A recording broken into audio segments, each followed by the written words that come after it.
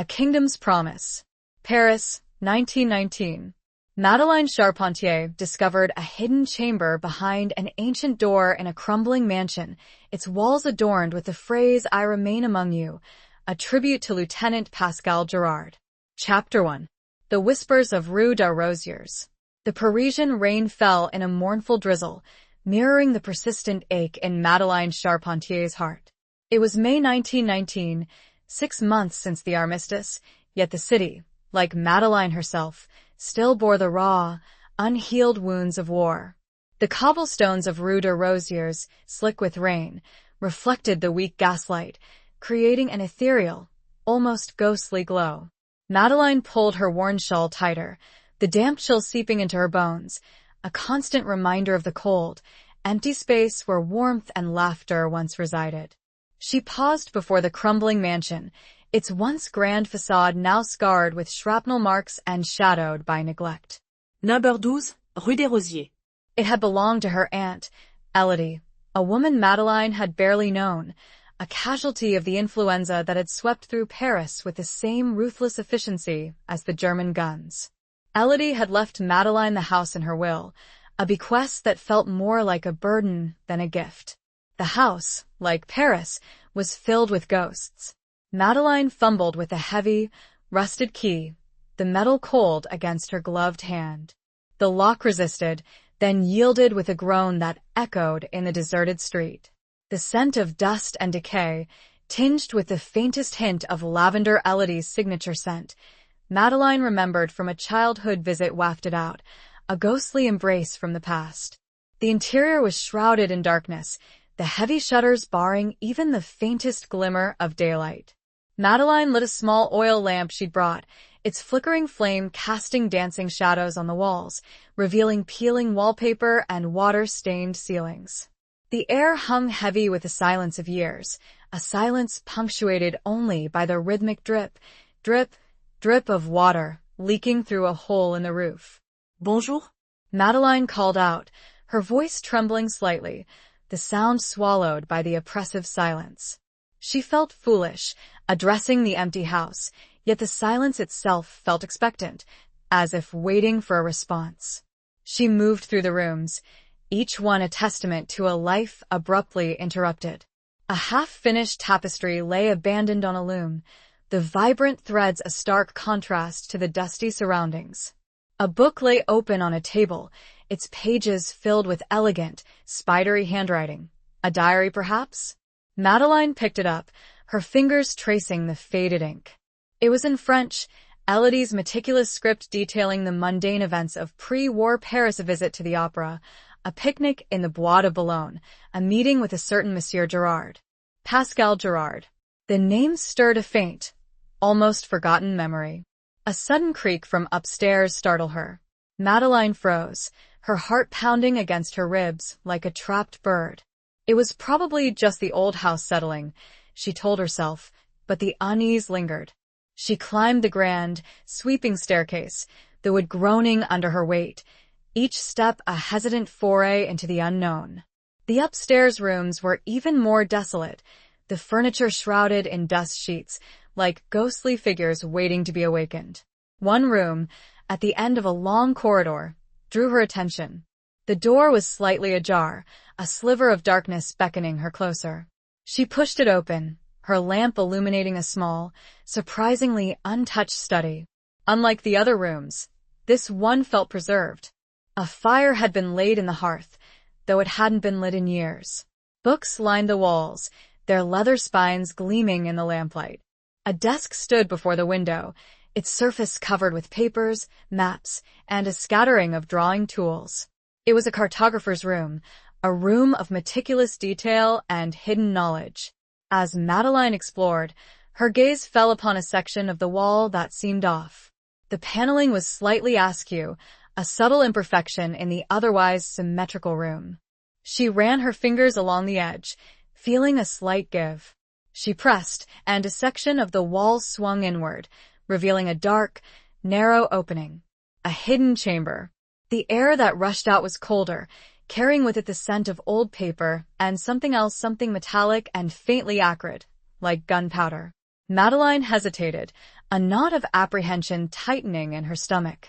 She lifted her lamp higher, peering into the darkness.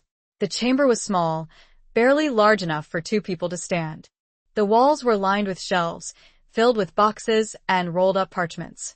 And on the far wall, etched into the stone, were 4 words, the letters crudely carved, yet imbued with a palpable sense of grief and defiance. I remain among you. Beneath the inscription, a name. Lieutenant Pascal Gerard.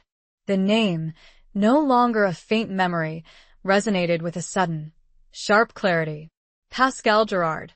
He had been Elodie's lover, a secret whispered amongst the family, a love forbidden by the rigid social conventions of the time. He had been a soldier, an officer, and he had died in the war. Madeline felt a sudden wave of dizziness, the air in the chamber thick with unspoken stories, with the echoes of a love that had defied convention and ultimately succumbed to the ravages of war. She reached out and touched the cold stone, her fingers tracing the rough edges of the inscription. I remain among you. A promise? A plea? A desperate act of remembrance? A glint of metal caught her eye. On a small shelf, tucked beneath a stack of papers, lay a tarnished silver locket. Madeline picked it up, her fingers trembling. It was heavy, intricately engraved with a pattern of intertwined roses and thorns. She fumbled with the clasp, her heart pounding. The locket sprang open, revealing 2 miniature portraits.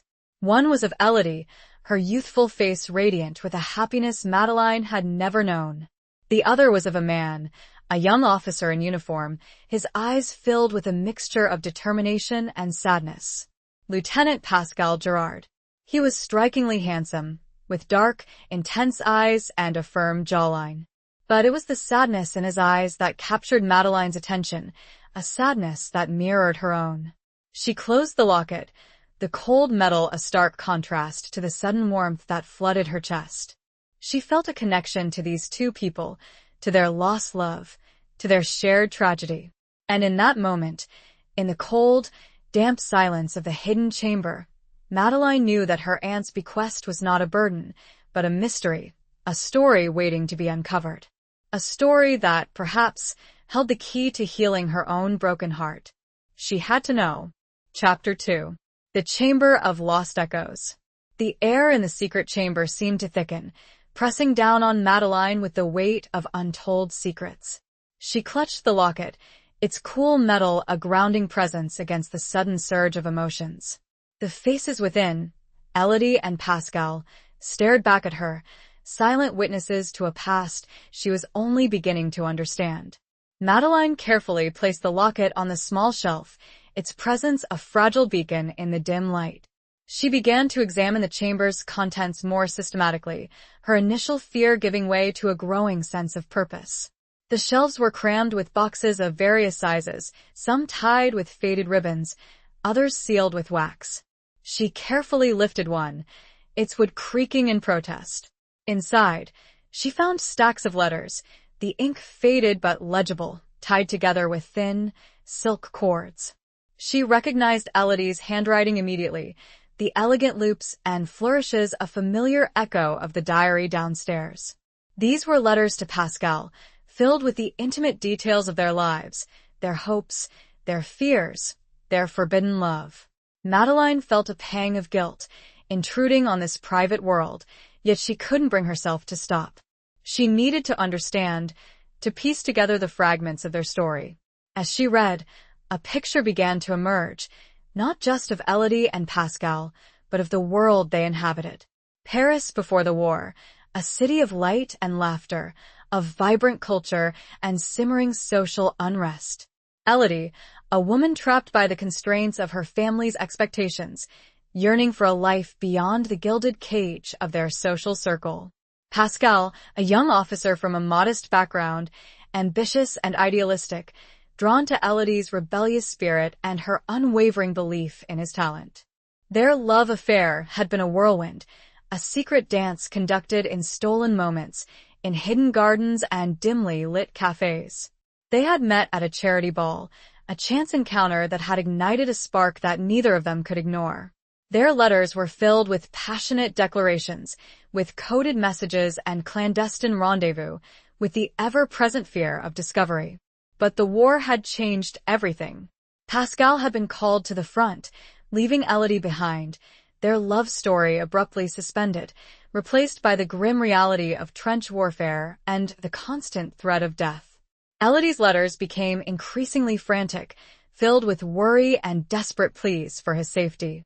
She wrote of the rationing, the air raids, the growing sense of despair that gripped Paris. Madeleine found another box, this one filled with Pascal's letters to Elodie. His handwriting was less polished than Elodie's, more hurried, reflecting the urgency of his situation. He wrote of the mud, the blood, the relentless shelling, the camaraderie, and the terror of life in the trenches.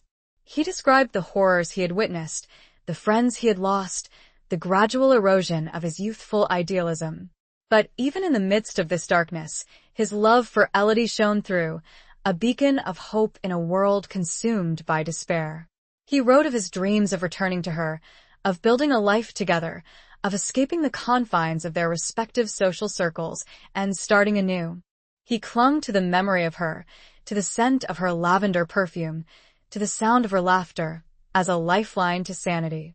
Madeleine found a series of maps, meticulously drawn by Pascal, detailing the French and German lines, the strategic positions, the battlefields of the Somme and Verdun. These were not just ordinary maps, they were works of art, imbued with a level of detail that went beyond mere military necessity. There were annotations, coded symbols, and hidden markings that Madeleine couldn't decipher. She realized, with a growing sense of unease, that Pascal had been involved in something more than just fighting. He had been a cartographer, yes, but he had also been gathering intelligence, working with the French resistance, perhaps even engaging in espionage. This added a new layer of complexity to his story, a dangerous dimension that heightened the stakes of their forbidden love. Another box revealed a collection of photographs. There were pictures of Pascal in uniform, his face gradually becoming more gaunt and weary with each passing year. There were pictures of Elodie, her smile fading, replaced by a look of quiet determination. And there were pictures of them together, stolen moments captured on film, their love palpable even in the grainy black and white images. One photograph, in particular, caught Madeleine's attention. It showed Pascal and Elodie standing in front of a bombed-out church, its stained glass windows shattered, its walls scarred with bullet holes. They were holding hands, their faces close together, their eyes locked in a gaze of intense love and defiance. On the back of the photograph, Pascal had written a single word, Sainte-Chapelle. Madeleine recognized the name. Sainte-Chapelle, the magnificent Gothic chapel on the Isle de la Cite, famous for its breathtaking stained glass windows. It was a place of beauty and serenity, a sanctuary from the chaos of the world. What had they been doing there, in the midst of war? The final item in the chamber was a small, wooden box, intricately carved with images of birds in flight. Madeleine opened it carefully. Inside, nestled on a bed of faded velvet, was a single, dried rose, its petals brittle and fragile, yet still retaining a hint of its former beauty. Attached to the stem was a small, folded piece of paper. Madeleine unfolded the paper, her hands shaking. It was a short note, written in Pascal's hurried script. My love, if you find this, know that I remain among you, always. Even in death, my spirit will watch over you. Meet me at Sainte-Chapelle, beneath the rose window. There you will find the truth. Madeleine felt a chill run down her spine. The truth? What truth? And what was the significance of the rose window? The chamber, with its secrets and echoes, suddenly felt oppressive, the weight of the past pressing down on her. She needed air, she needed light, she needed to escape the suffocating silence. She had to go to Sainte-Chapelle. Chapter 3. An unsent letter, a hidden truth. The journey to Sainte-Chapelle felt both urgent and strangely dreamlike. Madeleine walked, her mind racing, the city blurring around her into a kaleidoscope of rain-slicked streets and hurried figures. Pascal's note, clutched tightly in her hand, was a tangible link to the past, a promise of revelation, a thread to unravel the mystery of his death and Elodie's life. The Isle de la Cite, the historical heart of Paris, rose from the Seine like a ship navigating the turbulent currents of time. The conciergerie, the former royal palace and prison, loomed darkly, a reminder of the city's bloody history. But Madeline's gaze was drawn to the soaring spire of Sainte-Chapelle, a beacon of ethereal beauty amidst the somber surroundings. As she approached the chapel, she noticed the details she'd missed on previous visits, details that now held a heightened significance. The intricate carvings on the facade, the gargoyles perched high above, the sense of timeless grandeur that permeated the very stones. It was a place of pilgrimage, a sanctuary, a repository of faith and history. Inside, the chapel was breathtaking. The towering stained glass windows, a kaleidoscope of vibrant colors, filtered the weak sunlight, casting the interior in a mystical glow. The air was cool and still, scented with the faint aroma of incense and old stone. Madeline felt a sense of peace descend upon her, a momentary respite from the turmoil of her emotions. She walked slowly, her eyes scanning the windows, searching for the one Pascal had mentioned, the rose window. There were 15 main windows, each depicting a biblical scene, a tapestry of stories woven in glass. And then at the western end of the chapel, she saw it. The rose window, a magnificent circle of light and color, dominated the space. It depicted the apocalypse, the final battle between good and evil, a swirling vortex of angels and demons, of fire and light. But at the center of the chaos, there was a single, perfect rose, its petals unfurling in a symbol of divine love and eternal life. Madeline stood beneath the window, gazing up at its intricate beauty, feeling a strange sense of connection to Pascal, to Elodie, to all those who had sought solace within these walls throughout the centuries. She reread his note. "Meet me at Sainte-Chapelle, beneath the rose window. There you will find the truth. The truth. What could it be? A hidden message? A secret compartment? A clue to his death?" Madeline examined the area beneath the window, her fingers tracing the cold stone, searching for any sign of a hidden mechanism, a loose panel, anything that might reveal Pascal's secret. She found nothing. Frustration began to creep in. Had she misunderstood?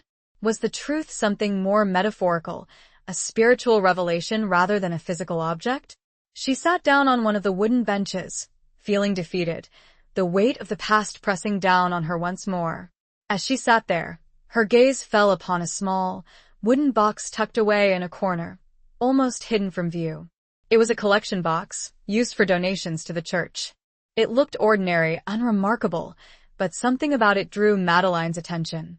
She remembered the meticulously carved box in the hidden chamber, the one that had contained the dried rose.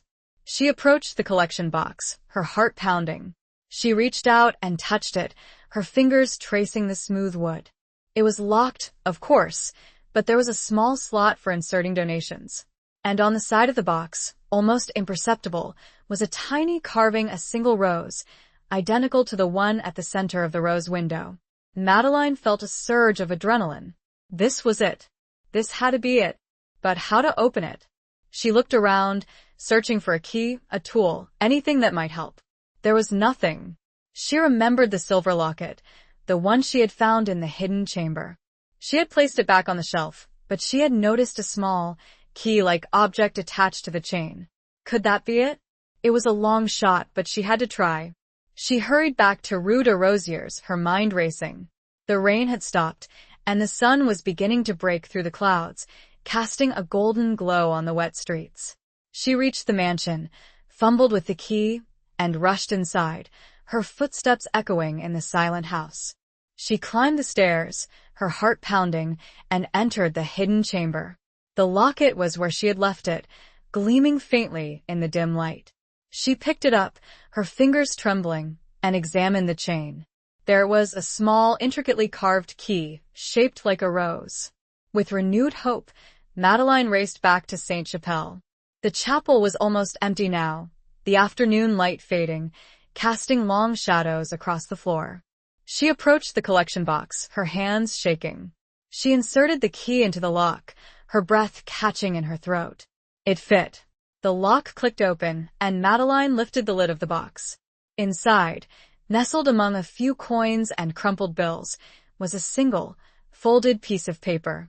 It was another letter, addressed to Elodie, but it had never been sent. The ink was faded, the paper brittle, but the words were clear. My dearest Elodie, I write this knowing that I may not see you again. The mission is too dangerous, the risks too great. But I must do this for France, for our future, for the hope of a world free from tyranny. I have discovered a secret, a betrayal that reaches the highest levels of our government. A network of spies, working for the enemy, has infiltrated our ranks. I have gathered the evidence, the names, the locations. It is all hidden here, in Sainte-Chapelle, beneath the rose window, the collection box. I have fashioned a key, hidden within the locket I gave you. Use it, Elodie. Expose them.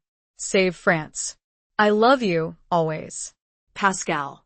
The letter slipped from Madeline's trembling fingers. She stared at the words, her mind reeling. Pascal hadn't just died in the war, he had been murdered. He had uncovered a conspiracy, a betrayal, and he had paid the ultimate price. And Elodie, the woman, must never have seen it. Chapter 4. The Cartographer's Secret. The revelation hit Madeline with the force of a physical blow. Pascal's unsent letter, a testament to his courage and his love for Elodie, painted a starkly different picture of his death than the official narrative of a soldier lost in the chaos of battle. He had been a hero, a patriot, a man who had risked everything to protect his country, and he had been silenced for it. Madeline carefully folded the letter, placing it in her pocket, a tangible piece of evidence in a conspiracy that reached far beyond the confines of the hidden chamber and Sainte-Chapelle. She felt a surge of anger, a burning desire for justice, not just for Pascal, but for all those who had been betrayed by this hidden network of spies. She looked around the chapel, the stained glass windows now glowing with the last rays of the setting sun, transforming the space into a cathedral of light and shadow. The beauty of the place seemed almost mocking now, a stark contrast to the ugly truth that Pascal had revealed. She knew she couldn't act alone. She needed help, someone she could trust, someone with the knowledge and resources to investigate this conspiracy. But who? The police? The government? Pascal's letter implied that the betrayal reached the highest levels, making it impossible to trust anyone in authority. She remembered the maps she had found in the hidden chamber, the meticulously drawn charts of the battlefields, with their annotations and coded symbols.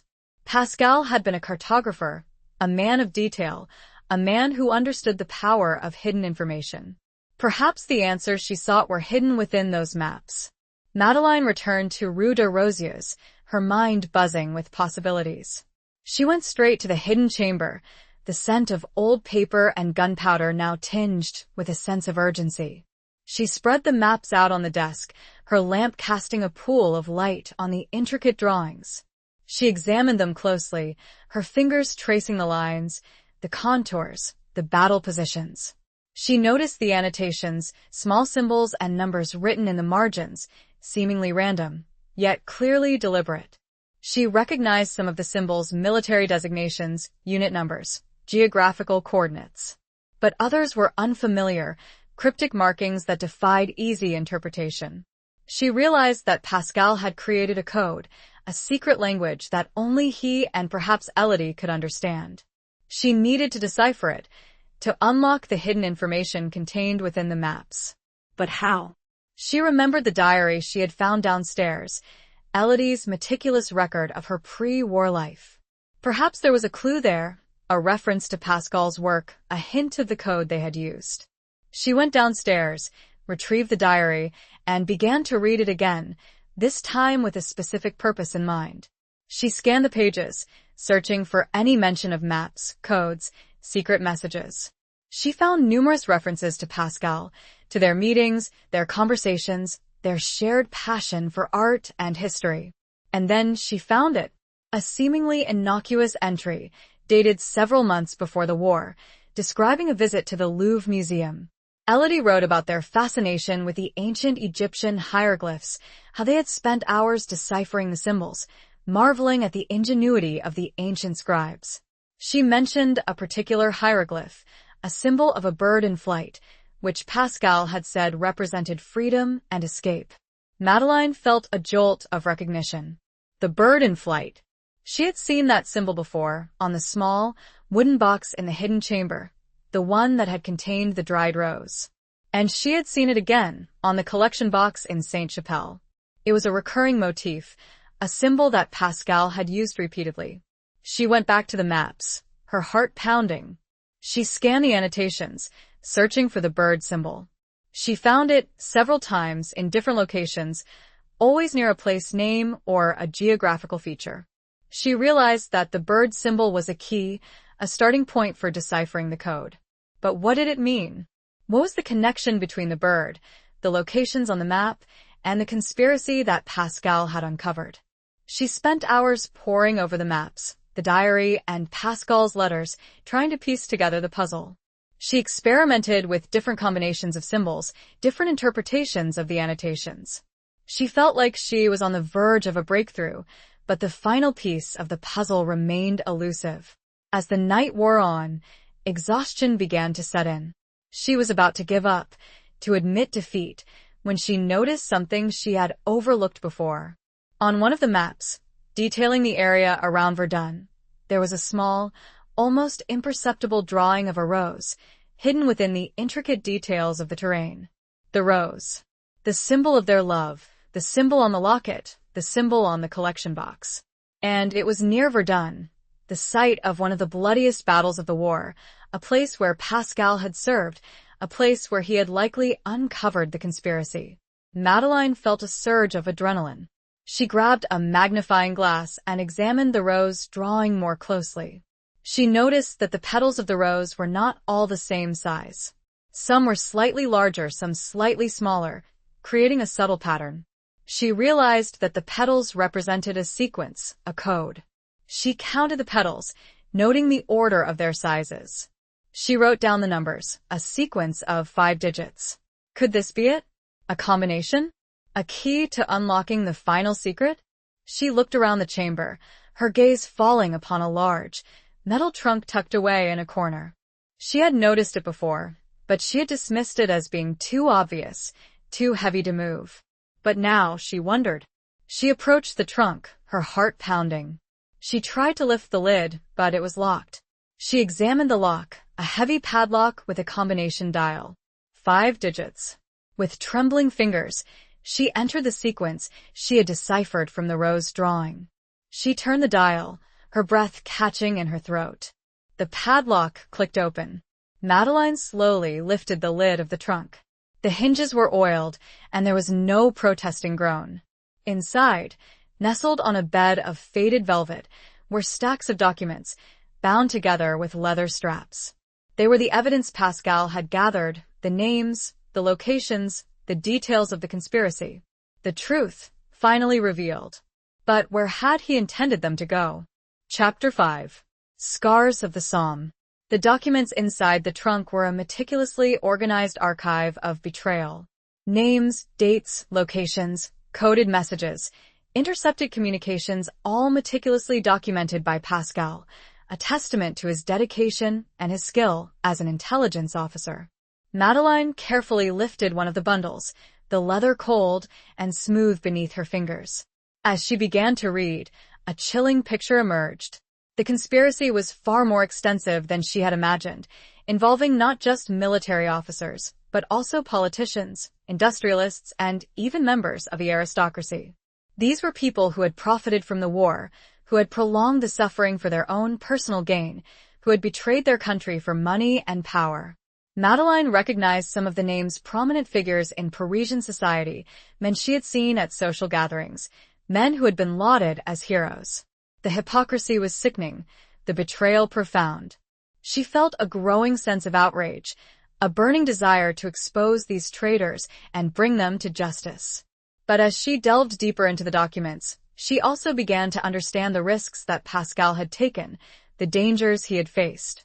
He had been operating in a world of shadows and deceit, where trust was a luxury and betrayal was a constant threat. He had been surrounded by enemies, some of them disguised as friends, and he had known that one wrong move could cost him his life. One particular document caught her attention. It was a list of names, written in Pascal's handwriting, with a single word scrawled across the top: Les Corbeaux the Ravens. These were the key players in the conspiracy, the inner circle, the men who had orchestrated the betrayal. And at the bottom of the list, circled in red ink, was a name Madeline recognized with a jolt of horror: Armand Dubois. Armand Dubois was a wealthy industrialist, a powerful figure in Parisian society, a man known for his philanthropy and his patriotism. He was also Elodie's cousin, a close family friend, a man Madeline had known since childhood. Madeline felt a wave of nausea. Could it be true? Could Armand, the man she had always admired, the man who had seemed so kind and generous, be a traitor? It seemed impossible, yet the evidence was right there, in Pascal's own handwriting. She remembered the conversations she had had with Armand after the war, his expressions of grief for Pascal's death, his assurances that he would do everything he could to help Madeline. Had it all been a lie? Had he been playing a role, manipulating her, trying to cover his tracks? She found another document, a letter from Armand to one of the other Corbeaux, discussing a shipment of weapons to the enemy. The letter was coded, but Pascal had deciphered it, providing a translation in the margins.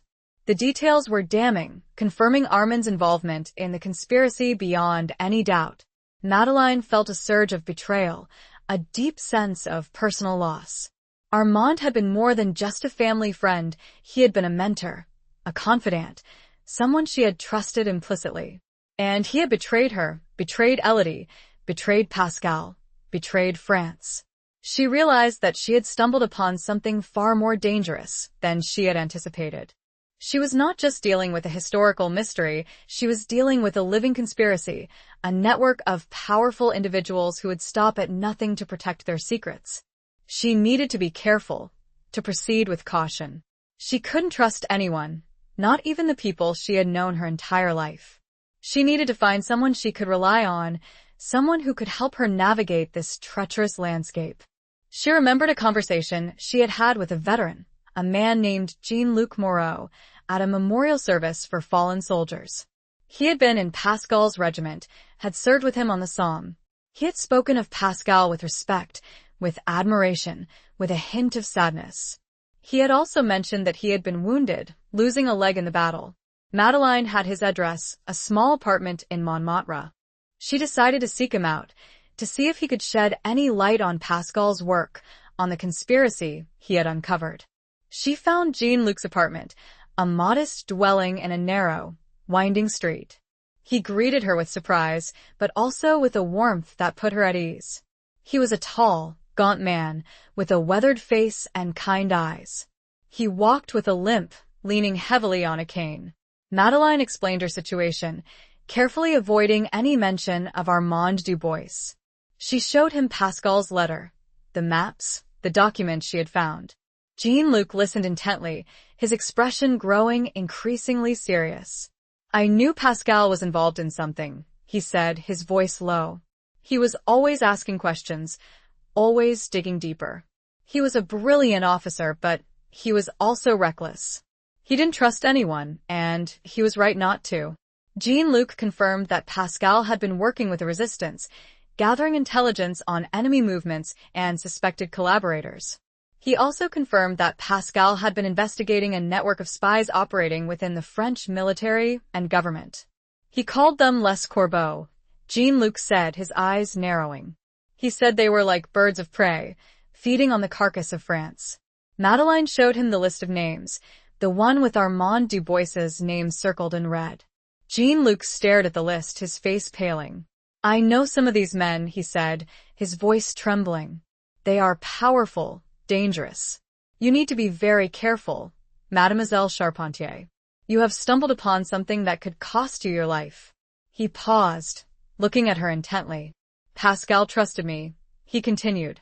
"He told me that if anything happened to him, I should find Elodie. He said she knew the truth. But," his voice trailed off, "but she didn't. Madeline finished for him, the words heavy with the weight of unspoken grief. She never received his letter. She died without knowing the truth. Jean-Luc nodded, his eyes filled with sadness. I tried to find her, he said, but she had disappeared. I heard rumors that she had died of influenza, but... He hesitated again.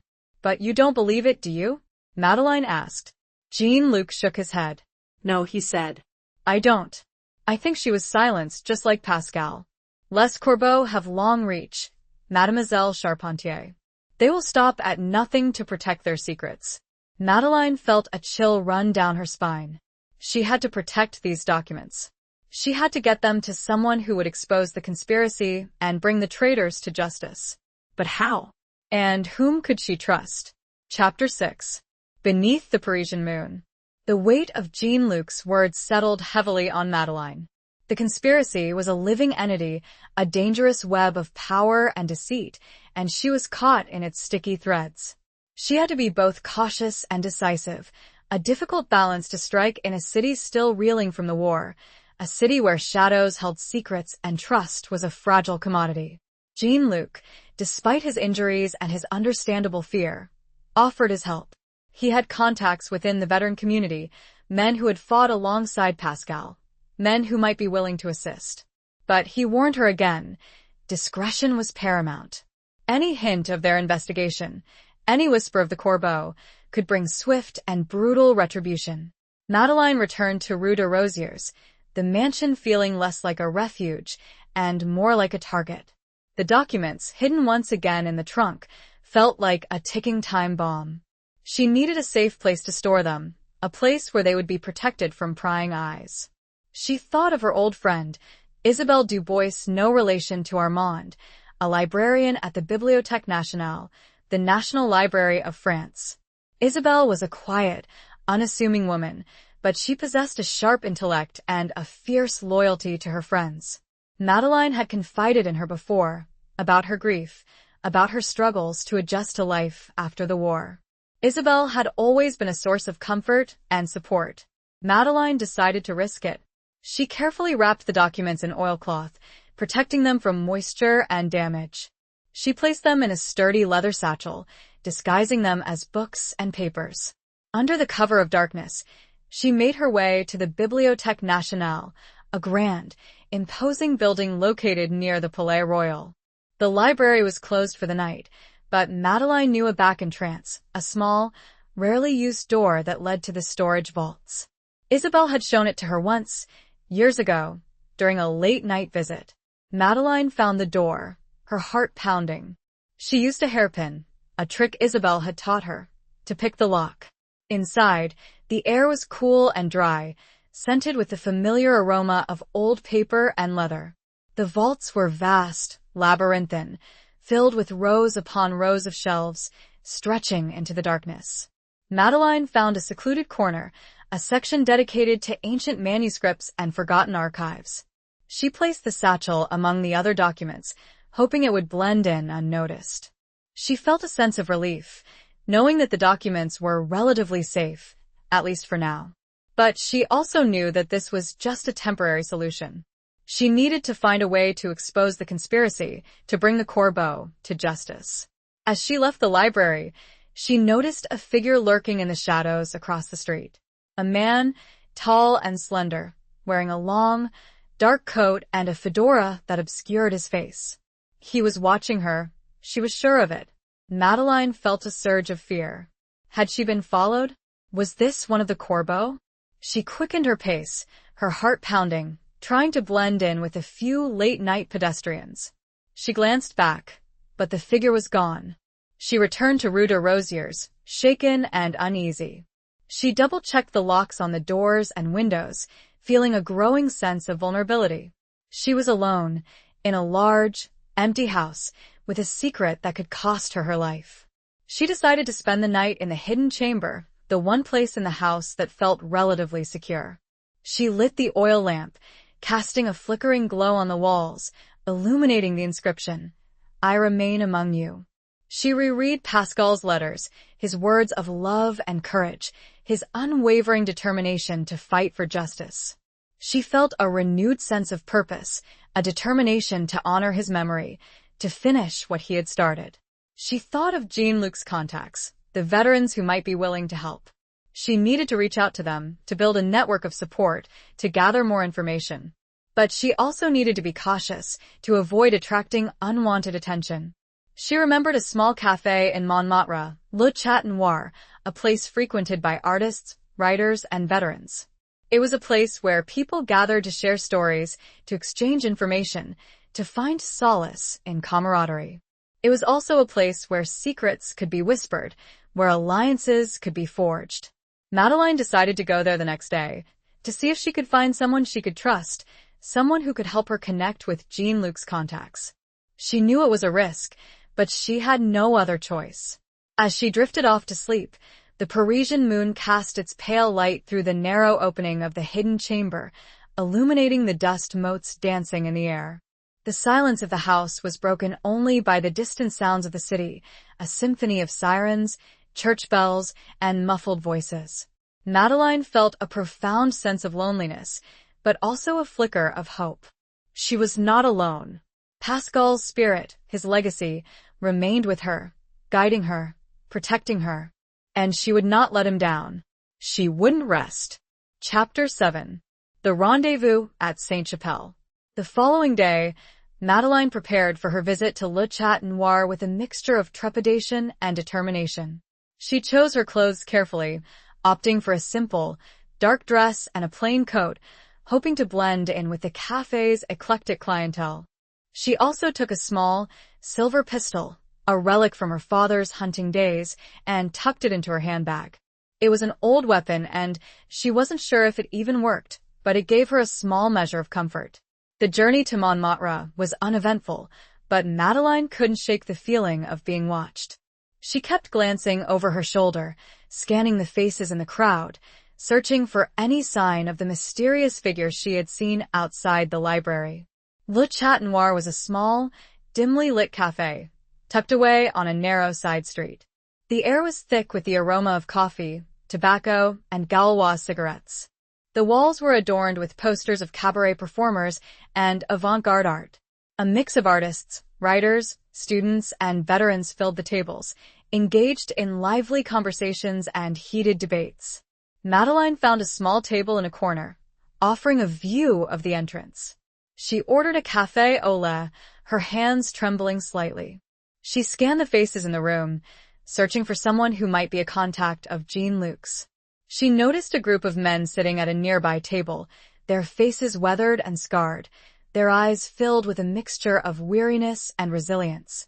They were veterans, she was sure of it. One of them, a tall, broad-shouldered man with a handlebar mustache and a missing finger, caught her eye. He seemed to be observing her, his gaze intense and unwavering. Madeline felt a surge of apprehension. Was he one of the Corbeaux? Or was he a potential ally?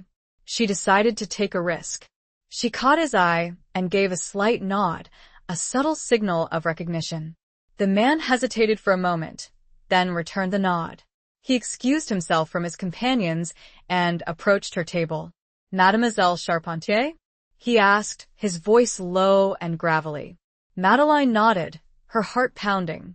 Monsieur Moreau sent me, she said, keeping her voice low. He said you might be able to help. The man sat down opposite her, his eyes scanning the room as if checking for eavesdroppers. I am Claude Dubois, he said. Another Dubois.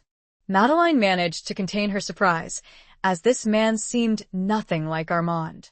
Jean-Luc told me about you. About Pascal's documents. Madeline relaxed slightly.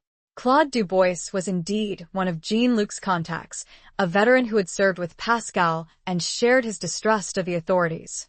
I need your help, Madeline said. I need to find a way to expose the conspiracy, to bring the traitors to justice. But I don't know who to trust.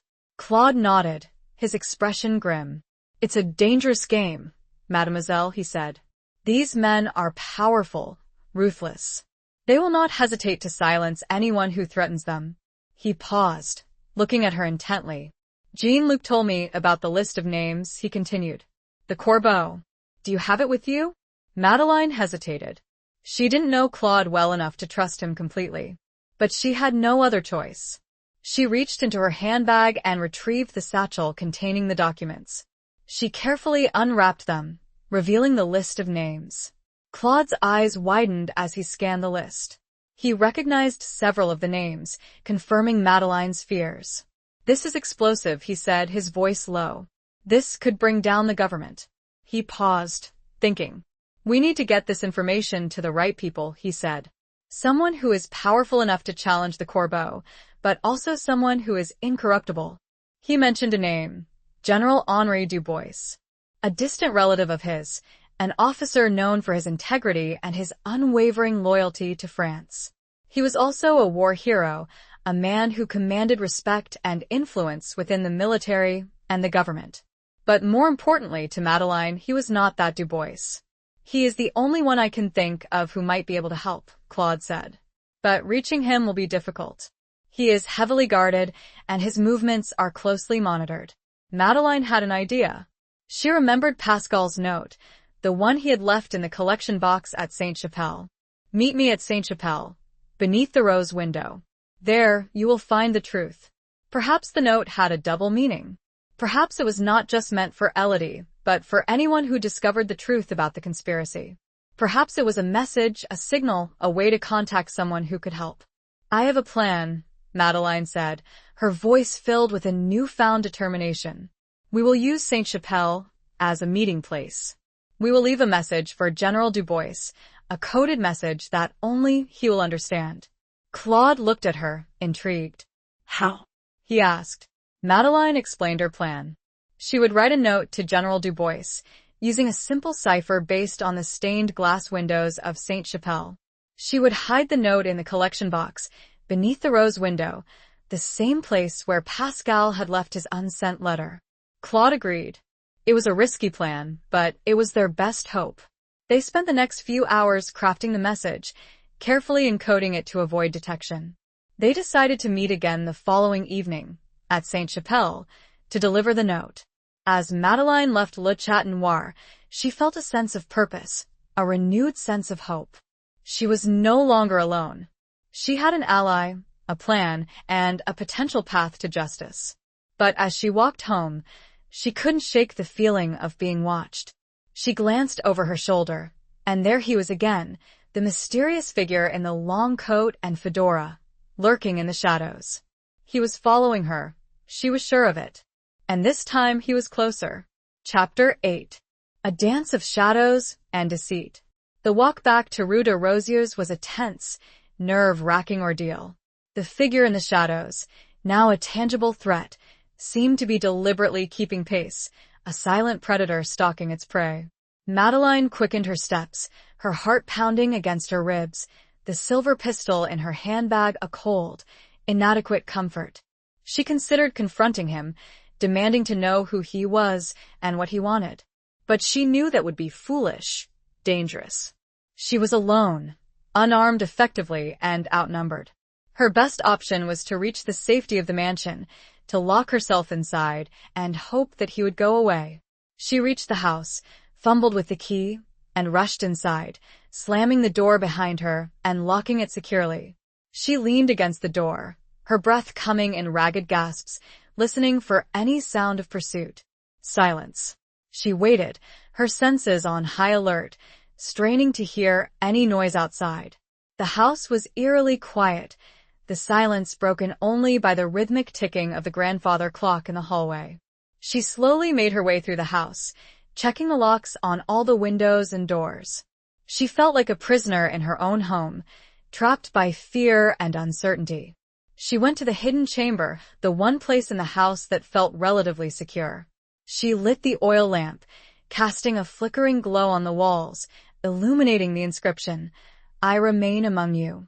She thought of Pascal, of his courage, of his sacrifice. She felt a surge of determination, a refusal to be intimidated by this mysterious stalker. She would not let fear paralyze her. She would continue her mission, to expose the conspiracy and bring the Corbeau to justice. She spent the rest of the day preparing for the rendezvous at Sainte-Chapelle. She reviewed the coded message she and Claude had crafted, making sure it was clear and concise. She also practiced using the silver pistol, familiarizing herself with its weight and its mechanism. It was an old weapon, and she wasn't sure if it would even fire, but she felt a little more confident knowing that she had some means of defense. As evening approached, she felt a growing sense of unease. She knew that the meeting at Sainte-Chapelle was risky, that she was walking into a potential trap. But she had no other choice.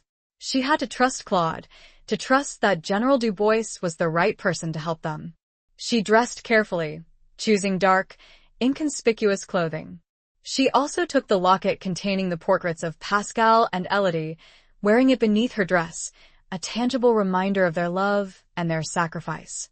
She left the mansion, her senses on high alert, scanning the streets for any sign of the mysterious figure. She saw him, almost immediately, lurking in the shadows across the street. He was waiting for her. She was sure of it. She decided to change her route, to take a less direct path to Sainte-Chapelle, hoping to lose him in the labyrinthine streets of the Latin Quarter. She walked quickly, her eyes darting from side to side, trying to stay aware of her surroundings. She reached the Isle de la Cite, the Seine flowing silently on either side, the lights of the city reflecting on the water. She could see the spire of Sainte-Chapelle in the distance, a beacon of hope in the gathering darkness. She entered the chapel, her heart pounding. The interior was dimly lit, the stained glass windows glowing faintly in the fading light. Claude was already there, waiting for her beneath the rose window. "Did you see him?" she asked, her voice low. Claude nodded, his expression grim. "He's outside," he said. "He's been following you." Madeleine felt a chill run down her spine. She was trapped. She couldn't leave the chapel without being seen, without risking a confrontation. "We need to get the message to General Dubois," she said. "We can't let this stalker stop us." Claude agreed. He had brought a small, metal box, similar to the one Pascal had used, to hold the coded message. Madeleine carefully placed the note inside, sealing it with wax. They approached the collection box, the one with the tiny carving of a rose. Madeleine inserted the key from the locket, opening the box. She placed the metal box inside, among the other donations. "Now what?" Claude asked. "We can't stay here all night." Madeleine had an idea. She remembered the secret passages that ran beneath Sainte-Chapelle, a network of tunnels used by the clergy in centuries past. She had read about them in a history book, a detail that had seemed irrelevant at the time, but now might be their salvation. "There's a way out," she said. "Un secret passage." "It leads to the conciergerie, the old prison." Claude looked at her, skeptical. "Are you sure?" he asked. Madeleine nodded. "I'm sure," she said. "It's our only chance." They found the entrance to the passage, a hidden door concealed behind a tapestry in a small, rarely used chapel. The door was locked, but Madeleine used the hairpin, the same trick she had used at the library, to pick the lock. Inside, the air was cold and damp, scented with the musty odor of centuries of decay. The passage was narrow and dark, the walls lined with rough-hewn stone. Madeleine lit a small candle she had brought, casting a flickering glow on their surroundings. They made their way slowly through the passage, their footsteps echoing in the silence. The tunnel twisted and turned, descending deeper beneath the ground. Madeleine felt a sense of claustrophobia, a fear of being trapped in this dark, underground labyrinth. They reached a junction, a point where the passage split in two directions. Madeleine hesitated, unsure which way to go. Suddenly, they heard a noise behind them. Footsteps. Someone was following them. "He's found us," Claude whispered, his voice filled with fear. Madeleine felt a surge of panic. They were trapped, with no way out. The stalker was closing in. But which way? Chapter 9. The cipher in the locket. The sound of approaching footsteps galvanized them into action. Madeleine, relying on a gut feeling honed by days of navigating secrets and danger, chose the left passage. It seemed to slope downwards more steeply, perhaps leading towards the lower levels of the conciergerie and, hopefully, an exit. They hurried along the narrow tunnel, the flickering candlelight casting dancing shadows on the damp stone walls. The footsteps behind them grew louder, closer, the pursuer gaining ground. Madeline could hear the man's ragged breathing, a chilling reminder of the imminent threat. "We need to hide," Claude whispered, his voice strained. "There's no way we can outrun him." Madeline scanned the passage, desperately searching for a hiding place. She noticed a small alcove, a recess in the wall, barely large enough for one person. "You hide there," she said to Claude. "I'll keep going, try to lead him away." Claude hesitated, his eyes filled with concern. "No," he said. "It's too dangerous. We stay together." Madeline shook her head. "There's no time to argue," she said. "Go. Now." Claude reluctantly agreed. He squeezed into the alcove, disappearing into the shadows. Madeline continued along the passage, her heart pounding, her senses on high alert. She reached another junction, another choice to make. She chose the right passage, hoping it would lead her further away from Claude and closer to an exit. She heard the footsteps behind her again, closer now. The man was almost upon her. She could feel his presence, a dark, menacing force closing in.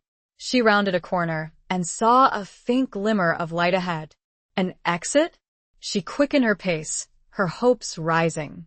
She reached the end of the passage, a small, iron-barred gate that opened onto a deserted courtyard. The gate was locked, but the bars were rusted and corroded. Madeline pulled out the silver pistol, the one she had taken from her father's hunting collection. She aimed it at the lock, her hands trembling. She wasn't sure if it would even fire, but she had to try. She pulled the trigger. The gun clicked, but nothing happened. It was jammed. Madeline felt a surge of despair. She was trapped, with no way out. The footsteps behind her were getting closer. Suddenly, a figure emerged from the shadows. It was the man in the long coat and fedora, the one who had been following her. He was tall and slender, his face obscured by the shadows, but Madeline could see his eyes, glinting in the faint light. "You cannot escape, Mademoiselle Charpentier," he said, his voice cold and menacing. "The Corbeaux have long reach. You should have stayed out of this." Madeline stood her ground, her fear giving way to a surge of defiance. "I will not be intimidated by you," she said, her voice trembling but firm. "I will expose your conspiracy. I will bring you to justice." The man chuckled, a dry, humorless sound. "You are a fool, mademoiselle," he said. "You have no idea the power you are dealing with." He took a step closer, his hand reaching inside his coat. Madeline knew he was reaching for a weapon. She closed her eyes, bracing herself for the inevitable. Suddenly, she heard a shout, followed by a thud. She opened her eyes and saw Claude standing behind the man, holding a heavy stone in his hand. He had struck the man on the head, knocking him unconscious. "Are you all right?" Claude asked, his voice filled with concern. Madeline nodded, her legs weak with relief. "I am now," she said. "Thank you." They examined the unconscious man, searching for any identification. They found a wallet containing a few francs and a card with a single name, Jean-Pierre Dubois. Another Dubois. But this one was clearly an agent of the Corbeaux, a hired assassin sent to silence her.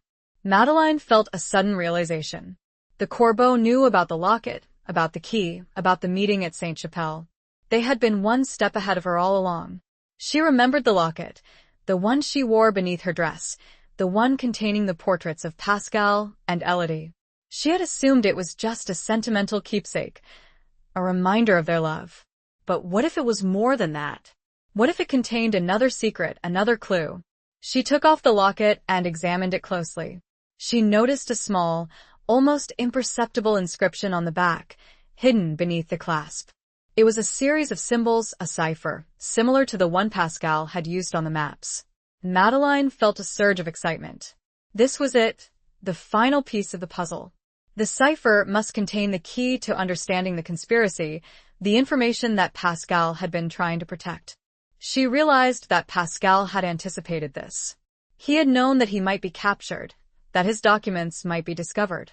He had hidden the most crucial information in the one place he knew would be safe with Elodie, with the woman he loved. She and Claude went back to her home. They had a lot of work to do. Chapter 10. Betrayal at the Café de Flore. Back at Rue de Rosiers, the immediate danger had passed, but the weight of the conspiracy pressed down on Madeleine and Claude. The unconscious Jean-Pierre Dubois, bound and gagged in the cellar, was a temporary problem. The cipher on the locket was the key to a much larger, more urgent one. They spread out Pascal's maps, documents, and Elodie's diary on the desk in the hidden chamber. The oil lamp cast a flickering glow on the cluttered surface, illuminating the fragments of a story that was finally beginning to coalesce. Madeleine held the locket, her fingers tracing the intricate cipher on the back. It was a series of symbols, some of which she recognized from Pascal's maps: the bird in flight, the rose, a stylized eye. But there were other symbols, unfamiliar ones, that defied easy interpretation. "We need to decipher this," Madeleine said, her voice filled with determination. "This is the key to understanding everything." Claude nodded, his expression grim. But how? He asked. "We're not cryptographers." Madeleine remembered the diary entry about the Egyptian hieroglyphs, about Pascal's fascination with ancient codes and languages. She realized that Pascal had likely used a similar system, a combination of symbols and letters, to create his cipher. They began to experiment, trying different combinations of symbols, different interpretations of the markings. They used the diary, the maps, and Pascal's letters as references, searching for any clues that might help them unlock the cipher. Hours passed, and the chamber grew stuffy and warm. Frustration mounted. They were making little progress, the cipher remaining stubbornly resistant to their efforts. Madeleine was about to give up, to admit defeat, when she noticed something she had overlooked before. On the inside of the locket, beneath the portrait of Elodie, there was a tiny inscription, almost invisible to the naked eye. It was a single word: Veritas. Truth. Madeleine felt a jolt of recognition. Veritas was the key, the password, the starting point for deciphering the cipher. It was a Latin word, a reference to Pascal's classical education, his love of history and language. She realized that the cipher was not just a random sequence of symbols, it was a structured code, based on a specific algorithm. She remembered a book on cryptography she had seen in Pascal's library, a treatise on ancient Roman ciphers. She found the book, its pages yellowed and brittle. She scanned the text, searching for a cipher that matched the one on the locket. She found it, a substitution cipher known as the Caesar cipher, where each letter in the plain text is replaced by a letter some fixed number of positions down the alphabet. Madeleine realized that the symbols on the locket represented letters, and the word Veritas was the key to shifting the alphabet. She carefully applied the cipher, using Veritas as the starting point. Slowly, painstakingly, the cipher began to yield its secrets. The symbols transformed into letters, forming words, sentences, a coherent message. The message was a revelation. It was a list of names, the real names of the Corbeaux, the men who had betrayed France. And at the top of the list, underlined 3 times, was a name that made Madeleine's blood run cold: General Armand Dubois. Not just Armand Dubois, the industrialist, but General Armand Dubois. He was not just a collaborator, he was the leader, the mastermind behind the entire conspiracy. He had used his position, his influence, his wealth, to manipulate events, to prolong the war, to profit from the suffering of his own people. Madeleine felt a surge of rage, a burning desire for revenge. Armand had betrayed her family, betrayed her country. He had murdered Pascal, silenced Elodie, and tried to kill her. He deserved to pay for his crimes. But the message also revealed something else, something even more shocking. It revealed the location of a secret meeting, a rendezvous of the Corbeaux, scheduled to take place the following evening at the Café de Flore, a famous literary café in Saint-Germain-des-Prés. Madeleine and Claude exchanged a look. This was their chance. They could expose the conspiracy, capture the Corbeaux, and bring them to justice. But they needed a plan, a way to infiltrate the meeting without being detected. They decided to use Jean-Pierre Dubois, the unconscious assassin, as their pawn. They would force him to lead them to the meeting, to act as their inside man. It was a risky plan, but it was their best hope. They went down to the cellar, where Jean-Pierre was still bound and gagged. They woke him up, their faces grim and determined. "We know who you are," Madeline said, her voice cold. "We know who you work for. You have a choice. You can cooperate with us, or you can face the consequences." Jean-Pierre, his eyes filled with fear, nodded. He was a professional killer, but he was also a pragmatist. He knew he was outnumbered, outmaneuvered. He had no choice but to cooperate. They interrogated him, extracting information about the meeting at the Café de Flore. He confirmed that it was a gathering of the Corbeaux, a crucial meeting to discuss their next move. He also revealed the password, the secret phrase that would grant them access to the private room where the meeting was to take place. Madeline and Claude spent the rest of the day preparing for the confrontation. They armed themselves, Claude with a knife he had carried during the war, Madeline with a silver pistol, which she had managed to repair with Jean-Pierre's unwilling assistance. As evening approached, they felt a mixture of excitement and dread. They were walking into a trap, a den of vipers. But they were also walking into an opportunity, a chance to finally bring the Corbeaux to justice. They arrived at the Café de Flore, a bustling hub of Parisian nightlife. The air was filled with the aroma of coffee, tobacco, and perfume. The tables were crowded with writers, artists, intellectuals, and socialites, engaged in lively conversations. Madeline, Claude, and Jean-Pierre, posing as a group of associates, approached the maitre d', a stern-looking man with a waxed mustache. Jean-Pierre whispered the password, a phrase that felt like a betrayal of everything Madeline held dear. "The ravens gather." The maitre d' nodded, his expression unchanged. He led them to a private room at the back of the café, a dimly lit space decorated with plush velvet curtains and antique furniture. Inside, the Corbeaux were already assembled. Madeline recognized some of the faces: prominent politicians, wealthy industrialists, high-ranking military officers. And at the head of the table, sitting in a large, ornate chair, was General Armand Dubois. He looked up as they entered, his eyes narrowing with suspicion. He was betrayed. Chapter 11. The Flight Through the Catacombs. Armand Dubois's gaze, sharp and calculating, swept over Madeline, Claude, and the subdued Jean-Pierre. A flicker of recognition, followed by a chilling coldness, crossed his features.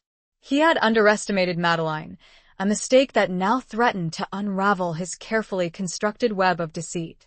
"Madeline," Armand said, his voice smooth, yet laced with a barely concealed menace. "What a surprise. I wasn't expecting you." Madeline met his gaze, her own filled with a mixture of anger and determination. "I'm sure you weren't, Uncle," she said, the word uncle dripping with sarcasm. "But I'm here to expose you. To expose all of you." A tense silence filled the room. The other Corbeaux, a collection of powerful and ruthless men, shifted uneasily in their seats, their eyes darting between Madeline and Armand. They were trapped, caught in a game of cat and mouse with stakes far higher than they had anticipated. "You are mistaken, Madeline," Armand said, his voice regaining its composure. "I don't know what you're talking about." "Don't play coy with me, Armand," Madeline retorted. "I have the evidence. Pascal's documents. The cipher on the locket. The list of names. I know everything." Armand smiled, a cold, humorless expression. "You have nothing, Madeline," he said. "Just the ramblings of a dead man. And the delusions of a grieving woman." He signaled to his men, a subtle gesture that was not lost on Madeline. The Corbeaux began to close in, their faces grim and determined. "Claude, now!" Madeline shouted. Claude sprang into action, shoving Jean-Pierre towards Armand as a distraction. He then lunged at the nearest of the Corbeaux, his war-honed instincts taking over. A brief, violent struggle ensued, a chaotic melee of fists and shouts. Madeline pulled out the silver pistol, aiming it at Armand. "Don't move," she said, her voice trembling but firm. "It's over." Armand laughed, a mocking sound that echoed in the room. "You think you can stop me, Madeline?" he said. "You think you can stop us? We are too powerful. We control everything." Suddenly, a gunshot rang out. One of the Corbeaux had drawn a weapon, firing at Claude. Claude grunted, clutching his arm, but he remained standing, his eyes filled with fury. Madeline fired her own pistol, aiming at the man who had shot Claude. The shot went wide, hitting a nearby wall, but it created a momentary distraction. "We need to get out of here," Madeline shouted to Claude. They retreated towards the back of the room, pushing through the startled patrons of the cafe. The Corbeaux, recovering from their initial surprise, gave chase. Madeline and Claude burst out of the back door of the cafe, finding themselves in a narrow, dimly lit alleyway. They ran, their footsteps echoing on the cobblestones, the sounds of pursuit close behind. They reached a dead end, a high brick wall blocking their escape. They were trapped. Madeline remembered the secret passages beneath Sainte-Chapelle, the tunnels that led to the conciergerie. She realized that there must be other such passages, a network of underground tunnels crisscrossing beneath Paris. The catacombs, she said to Claude, her breath coming in ragged gasps. There must be an entrance nearby. They searched frantically, their hands scanning the walls, searching for any sign of a hidden door, a loose brick, anything that might reveal an opening. Claude found it, a small, almost imperceptible crack in the wall, concealed behind a pile of garbage. He pushed against the brick, and it gave way, revealing a dark, narrow opening. "Go," Claude said, pushing Madeline towards the opening. "I'll hold them off." Madeline hesitated, her eyes filled with concern. "But you're injured," she said. "I'll be fine," Claude said, his voice firm. "Go. Now." Madeline reluctantly agreed. She squeezed through the opening, disappearing into the darkness. Claude followed her, pulling the brick back into place, concealing the entrance. They found themselves in a narrow, damp tunnel, the air thick with the musty odor of decay. The catacombs, a labyrinth of underground passages filled with the bones of millions of Parisians, a city of the dead beneath the city of the living. Madeline lit a small candle she had brought, casting a flickering glow on their surroundings. The walls were lined with skulls and bones, arranged in intricate patterns, a macabre reminder of mortality. They made their way slowly through the tunnel, their footsteps echoing in the silence. The passage twisted and turned, branching off in different directions, a bewildering maze. They heard the sounds of pursuit behind them. The Corbeaux had found the entrance to the catacombs. They were closing in. Madeline and Claude ran, their hearts pounding, their senses on high alert. They had to find a way out, a way to escape this underground labyrinth before the Corbeaux caught them. They reached a large chamber, a cavernous space filled with stacks of bones, reaching towards the ceiling. In the center of the chamber, there was a well, a deep, dark shaft that seemed to descend into the bowels of the earth. Madeline peered down into the well, her heart sinking. It was a dead end. They were trapped. Suddenly, they heard voices behind them. The Corbeaux were close. Madeline and Claude exchanged a look. They had no choice. They had to fight. They prepared themselves for the confrontation, their weapons drawn, their backs against the well. The Corbeaux emerged from the tunnel, their faces grim and determined. Armand Dubois was among them, his eyes filled with a cold, ruthless fury. "It's over, Madeline," Armand said. "Give up now, and I might spare your life." Madeline stood her ground, her gaze unwavering. "Never," she said. "I will never surrender to you." The battle was joined, a brutal, desperate struggle in the heart of the catacombs, surrounded by the bones of the dead. But where could they possibly go? Chapter 12. Whispers of the Resistance. The clash in the catacombs was a whirlwind of desperate violence. Claude, despite his wounded arm, fought with the ferocity of a cornered lion, his knife flashing in the dim candlelight. Madeline, using the pistol more as a club than a firearm, managed to fend off one attacker, but the Corbeaux were numerous and well-armed. Armand Dubois, standing at the edge of the fray, watched with a cold detachment, his eyes fixed on Madeline. He was not a fighter, he was a manipulator, a puppeteer who preferred to let others do his dirty work. Just as Madeline thought they were overwhelmed, a new sound echoed through the chamber, a chorus of shouts, followed by the clatter of approaching footsteps. Reinforcements? For whom? From the tunnels, a group of figures emerged, not the polished, well-dressed Corbeau, but rough, hardened men and women, armed with a motley assortment of weapons, pistols, knives, even shovels and pickaxes. They were veterans, workers, ordinary Parisians, members of the resistance, alerted by Jean-Luc Moreau, who had grown suspicious of Jean-Pierre's prolonged absence and Madeleine's increasingly urgent messages. The tide of the battle turned swiftly. The Corbeaux, surprised and outnumbered, were quickly overwhelmed. Armand Dubois, seeing his carefully constructed world collapsing around him, tried to flee, but Claude, his strength fueled by adrenaline and a thirst for revenge, tackled him to the ground. The fighting subsided, leaving the chamber filled with the sounds of groans and ragged breathing. The resistance members secured the remaining Corbeaux, binding their hands and feet. Madeleine, bruised and exhausted, approached Armand, who was lying on the ground, his face contorted in a mixture of rage and fear.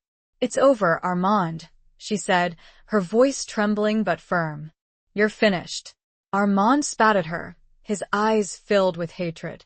"You may have won this battle, Madeleine," he said, his voice hoarse, "but you will never win the war. The Corbeaux are everywhere. We are legion." Madeleine ignored his threats. She turned to the leader of the resistance group, a tall, gaunt woman with a weathered face and piercing eyes. "Thank you," Madeleine said, her voice filled with gratitude. "You saved our lives." The woman nodded, her expression grim. "We've been tracking these traitors for months," she said. "We knew about their meeting at the Café de Flore. We were waiting for the right moment to strike." She looked at Armand, her eyes filled with disgust. "This man," she said, "is responsible for the deaths of countless innocent people. He will pay for his crimes." The resistance members led the captured Corbeau away, disappearing back into the labyrinthine tunnels of the catacombs. Madeleine and Claude were left alone with the unconscious Jean-Pierre, the well looming beside them, a dark reminder of their near-death experience. "What do we do now?" Claude asked, his voice weary. Madeleine thought for a moment. The resistance had captured the Corbeau, but the evidence, the documents that proved their guilt, were still hidden in the Bibliothèque Nationale. She needed to get them to someone in authority, someone she could trust, someone who could ensure that justice was served. She remembered General Henri Dubois, the officer Claude had mentioned, the man known for his integrity and his unwavering loyalty to France. He was their best hope. "We need to contact General Dubois," she said. "He's the only one who can help us now." Claude agreed. He knew a way to reach the general, a contact within the military who could arrange a meeting.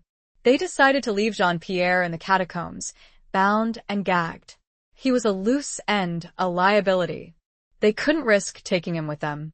They made their way out of the catacombs, finding a hidden exit that led to a deserted alleyway near the Seine. They emerged into the cool night air, the city lights reflecting on the water, a stark contrast to the darkness and the death they had left behind. They contacted Claude's military contact, who arranged a meeting with General Dubois for the following morning. The meeting was to take place at a secure location, a military headquarters on the outskirts of Paris. Madeleine and Claude spent the night at a safe house provided by the resistance, a small, unassuming apartment in a quiet residential neighborhood. They were exhausted, both physically and emotionally, but they couldn't rest. They had come too far, risked too much, to give up now. As Madeleine lay in bed, trying to sleep, she thought of Pascal, of Elodie, of all those who had suffered at the hands of the Corbeaux. She felt a renewed sense of purpose, a determination to see this through to the end, to honor their memory and bring justice to their killers. She knew that the meeting with General Dubois was their last hope. If he didn't believe them, if he didn't act, the Corbeaux would escape justice, and their reign of terror would continue. The fate of France, perhaps, rested on this one meeting. The whispers needed to reach him. Chapter 13.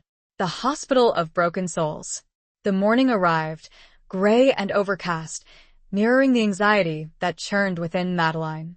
The meeting with General Henri Dubois was imminent, a pivotal moment that could determine the fate of the Corbeaux and, perhaps, the future of France. Claude, his arm bandaged and his movements still stiff, accompanied Madeline to the designated location, a sprawling military hospital on the outskirts of Paris, a place where the physical and psychological wounds of war were tended. The choice of venue, suggested by Claude's contact, was both strategic and symbolic. It was a place of healing, but also a place of vulnerability, a reminder of the human cost of the conflict. They were met at the entrance by a stern-looking officer, Captain Moreau, a distant relation to Jean-Luc, Claude's contact. He led them through a maze of corridors, lined with beds filled with wounded soldiers, their faces pale and drawn, their bodies bearing the scars of battle. The air was thick with the scent of antiseptic and the muted sounds of suffering. They reached a small, private office, located at the end of a long corridor. General Henri Dubois was waiting for them, a tall, imposing figure with a weathered face and piercing blue eyes. He was a decorated war hero, a man known for his courage, his integrity, and his unwavering loyalty to France. Madeline and Claude introduced themselves, their voices trembling slightly. General Dubois listened intently, his expression unreadable, as they recounted their story, the discovery of the hidden chamber, the unsent letter, the deciphering of the cipher, the confrontation with the Corbeau, the rescue by the resistance. Madeline presented the evidence, Pascal's documents, the list of names, the coded message from the locket. General Dubois examined the documents carefully, his brow furrowed in concentration. He looked up at Madeline, his eyes filled with a mixture of disbelief and concern. "This is a serious accusation, Mademoiselle Charpentier," he said, his voice grave. "You are claiming that some of the most powerful men in France are traitors." "I know, General," Madeline said, her voice firm. "But it's the truth. I have the proof." General Dubois turned to Claude, his gaze questioning. "And you, Monsieur Dubois," he said. "You vouch for this woman? You corroborate her story?" Claude nodded, his expression unwavering. "I do, General," he said. "I was there. I saw it all. I fought alongside Pascal. I know he was telling the truth." General Dubois remained silent for a moment, his mind seemingly weighing the evidence, the implications, the potential consequences. The fate of the nation perhaps hung in the balance. "I believe you," he said finally, his voice resolute. "I believe you both.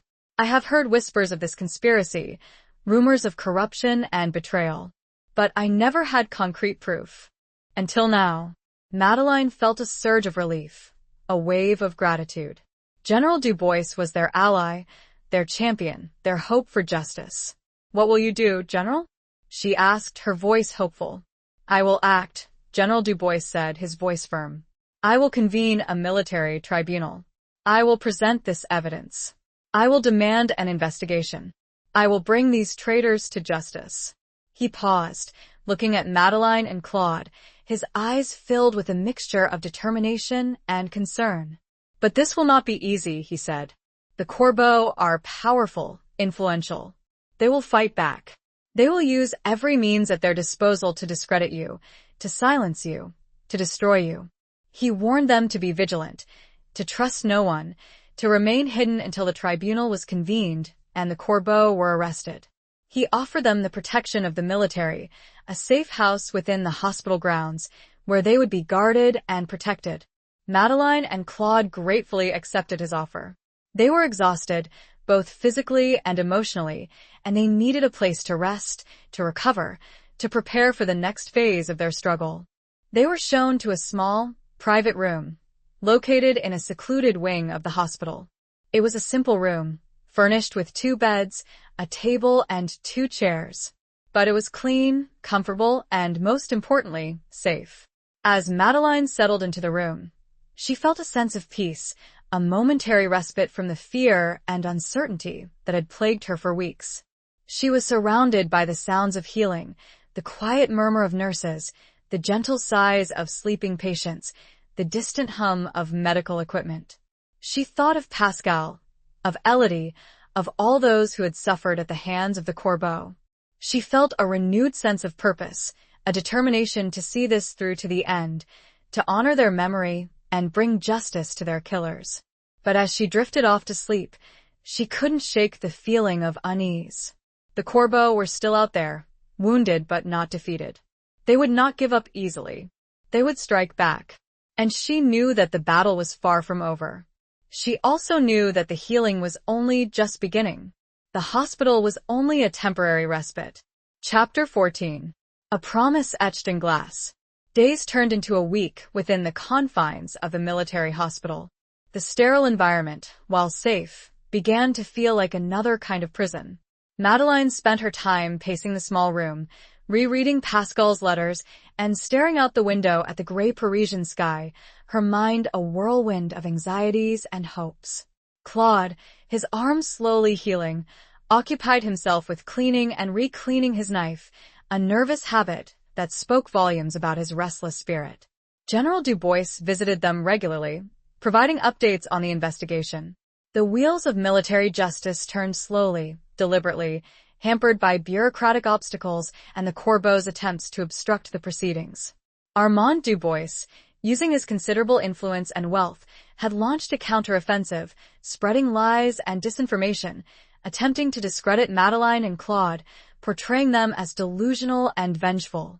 One afternoon, General Dubois arrived with news that both lifted and troubled Madeline's heart. "The tribunal has been convened," he announced, his voice grave. "The Corbeaux have been summoned to appear. But Armand Dubois, he has vanished." Madeline felt a surge of anger and frustration. Armand, the mastermind behind the conspiracy, had slipped through their fingers. He was a fugitive, a dangerous threat still at large. "He won't get far, General," Claude said, his voice grim. "We'll find him." General Dubois shook his head. "He has resources, connections," he said. "He could be anywhere. He could even have left the country." Madeline refused to believe that Armand had escaped justice. She knew him. She understood his arrogance, his sense of entitlement. He wouldn't run, he would fight. He would try to regain control, to silence her, to destroy the evidence.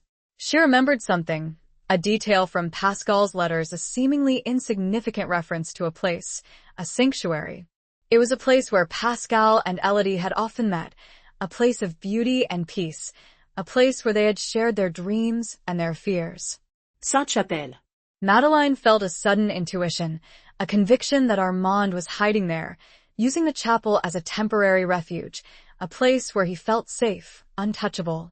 "He's at Sainte-Chapelle," she said to General Dubois, her voice firm. "I know it." General Dubois looked at her, skeptical. "Sainte-Chapelle?" he said. "Why would he be there? It's a public place, a church." "It's more than that, General," Madeline said. "It's a place of significance to him, to Pascal, to Elodie. It's a place where secrets are hidden, where promises are made." She explained her reasoning, her intuition, her understanding of Armand's psychology. General Dubois listened intently, his expression thoughtful. He agreed to investigate, to send a small, discreet team to Sainte-Chapelle to search for Armand. But he warned Madeline to remain at the hospital, to stay safe, to let the military handle the situation. Madeline refused. She couldn't stay behind. She couldn't wait passively while Armand was still at large. She had to be there. She had to confront him. She had to see justice served. "I'm going with you, General," she said, her voice unwavering. "I know Sainte-Chapelle. I know where he might be hiding." General Dubois hesitated, his eyes filled with concern. He knew that Madeline was determined, that she wouldn't be dissuaded. He reluctantly agreed, but he insisted that she remain under his protection, that she follow his orders without question. They left the hospital under the cover of darkness, a small group of soldiers accompanying them, their movements swift and silent. They reached Sainte-Chapelle, the chapel's spire rising majestically against the night sky, its stained glass windows glowing faintly in the darkness. They entered the chapel, their footsteps echoing in the silence. The interior was dimly lit, the air cool and still, scented with a faint aroma of incense and old stone. Madeline led them to the rose window, the magnificent circle of light and color that dominated the western end of the chapel. She remembered Pascal's note, "Meet me at Sainte-Chapelle, beneath the rose window. There, you will find the truth." She scanned the area beneath the window, searching for any sign of Armand, any indication of his presence. She saw nothing. "He's not here, Madeline," General Dubois said, his voice low. "Perhaps you were wrong." Madeline shook her head. "He's here," she said. "I know it. He's hiding." She remembered the secret passages, the tunnels that ran beneath Sainte-Chapelle, the ones she and Claude had used to escape the Corbeau. She realized that Armand must be hiding there, using the tunnels as a refuge, a place to evade capture. She led them to the hidden door, concealed behind the tapestry, the same door she and Claude had used before. She used the hairpin, the trick she had learned from Isabelle, to pick the lock. Inside, the air was cold and damp, scented with the musty odor of decay. The passage was narrow and dark, the walls lined with rough-hewn stone. They made their way slowly through the tunnel, their weapons drawn, their senses on high alert. They heard nothing, saw nothing. They reached the chamber where she and Claude had fought the Corbeau, the space filled with stacks of bones. The well, the dark shaft that descended into the bowels of the earth, loomed before them. Suddenly, they heard a noise, a faint whisper, coming from the well. Madeline approached the well, her heart pounding. She peered down into the darkness, her eyes straining to see. She saw him. Armand Dubois was standing at the bottom of the well, his face pale and haggard, his eyes filled with a mixture of fear and defiance. He was holding a small, metal box, similar to the one Pascal had used to store his documents. "It's over, Armand," Madeline said, her voice echoing in the well. "Give up now." "It's too late." Armand looked up at her, his expression twisted in a sneer. "Never, Madeline," he said, his voice hoarse. "I will never surrender to you. I will take this secret to my grave." He raised the metal box, as if to throw it into the darkness. Madeline knew that the box contained the final piece of evidence, the proof that would condemn him forever. Before she could react, Armand was struck down. Chapter 15. The storm breaks. Madeline reacted instinctively, not to Armand's threat, but to the sudden movement from the shadows above. A figure, silhouetted against the faint light filtering down the well shaft, had struck Armand with a heavy object, a piece of broken masonry, dislodged from the well's crumbling edge. Armand collapsed, the metal box falling from his grasp and clattering onto the stone floor of the well. The figure above disappeared back into the darkness of the tunnels. "Who was that?" General Dubois shouted, his voice echoing in the chamber. "Show yourself." Silence. Madeline, her heart pounding, peered down into the well.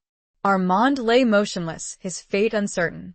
The metal box, its contents unknown, was within reach, but retrieving it would be dangerous. "We need to get down there," Madeline said, her voice urgent. "He might still be alive. And we need that box." General Dubois ordered 2 of his soldiers to descend into the well, using ropes and grappling hooks. They carefully lowered themselves into the darkness, their movements slow and cautious. Madeline and Claude waited anxiously at the well's edge, their eyes fixed on the soldiers below. The air was thick with tension, the silence broken only by the scraping of ropes and the muffled sounds of the soldiers' movements. After what seemed like an eternity, the soldiers signaled that they had reached the bottom. They secured Armand, confirming that he was still alive, but unconscious and severely injured. They also retrieved the metal box, handing it to Madeline as they were hauled back up. Madeline opened the box, her hands trembling. Inside, she found a single document, a handwritten confession signed by Armand Dubois. In it, he admitted his guilt, his role in the conspiracy, his betrayal of France. He also revealed the names of several other high-ranking officials who were involved, men who had managed to escape detection until now. The confession was the final piece of evidence, the damning proof that would ensure the downfall of the Corbeau and the restoration of justice. Madeline felt a surge of relief, a sense of closure, a victory hard won. But the identity of the figure who had struck Armand remained a mystery. Who was he? Or she? An ally? An enemy? A rival seeking to eliminate Armand and seize control of the conspiracy? As they emerged from the catacombs, the storm that had been brewing all day finally broke. Rain lashed down, driven by a fierce wind, the sky illuminated by flashes of lightning. The storm seemed to mirror the turmoil within Madeline, the sense of chaos and uncertainty that still lingered, despite the capture of Armand and the discovery of his confession. They transported Armand to the military hospital, where he was placed under armed guard, his condition critical. General Dubois, his face grim and determined, assured Madeline that justice would be served, that the remaining Corbeaux would be brought to trial, that the truth would finally be revealed. But Madeline couldn't shake the feeling of unease. The attack on Armand in the well, the identity of the mysterious figure, the sense that there were still hidden forces at play, all contributed to her growing anxiety. She returned to her room in the hospital, exhausted but unable to sleep. She stared out the window at the storm, the rain blurring the lights of the city, the wind howling like a tormented spirit. Suddenly, she heard a knock on the door. She froze, her heart pounding. Who could it be?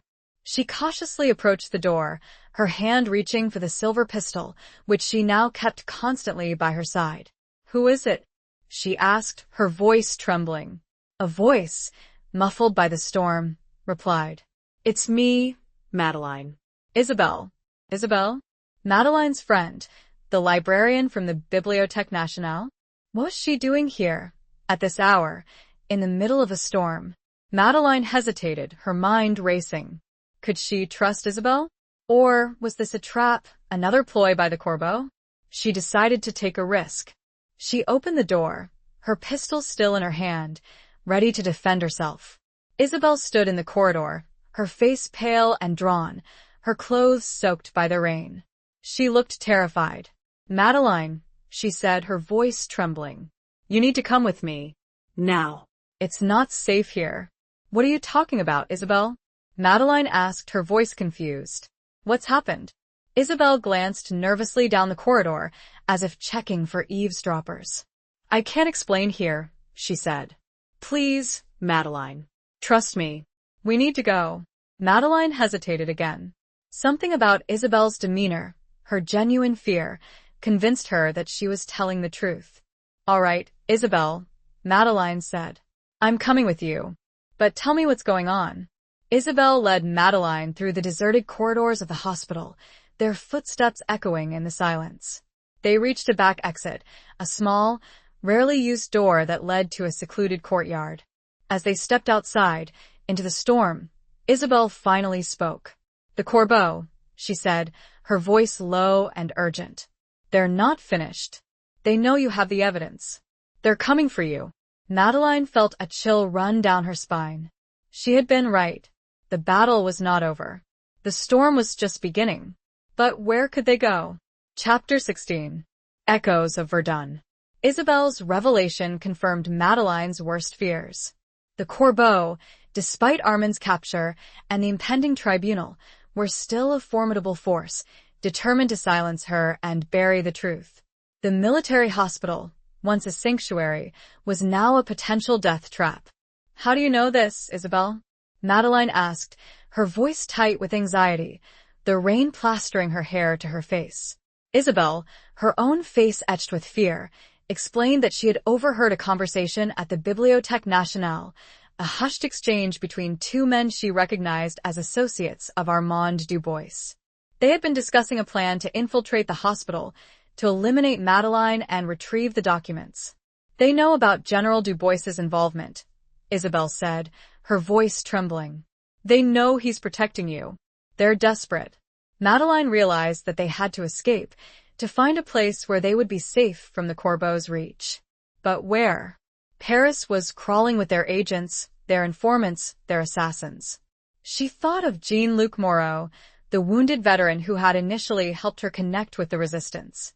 He was a resourceful man, a survivor, someone who knew the hidden corners of Paris, the places where people could disappear. "We need to find Jean-Luc," Madeline said to Isabelle. "He's the only one who can help us now." Isabelle agreed. She knew Jean-Luc's address, the small apartment in Montmartre where Madeline had first met him. They made their way through the rain-swept streets, avoiding the main thoroughfares, sticking to the shadows, their senses on high alert. The storm, while a hindrance, also provided a measure of cover, obscuring their movements from prying eyes. They reached Montmartre, the hill rising above the city, its narrow, winding streets a labyrinthine maze. They found Jean-Luc's apartment, the lights dim, a sign that he was home. Madeline knocked on the door, her heart pounding. Jean-Luc opened the door, his face surprised, then concerned, as he saw Madeline and Isabelle, soaked to the bone and clearly distressed. They explained their situation, the threat from the corbeau, the need to disappear. Jean-Luc listened intently, his expression grim. "You're right to be worried," he said, his voice low. "The corbeau have long reach. They will stop at nothing to silence you." He thought for a moment, his mind racing. He knew of a place, a safe haven, a place where they might be able to hide, at least temporarily. "There's an old resistance network," he said. "Veterans, mostly from my regiment. We fought together at Verdun. We trust each other. We protect each other."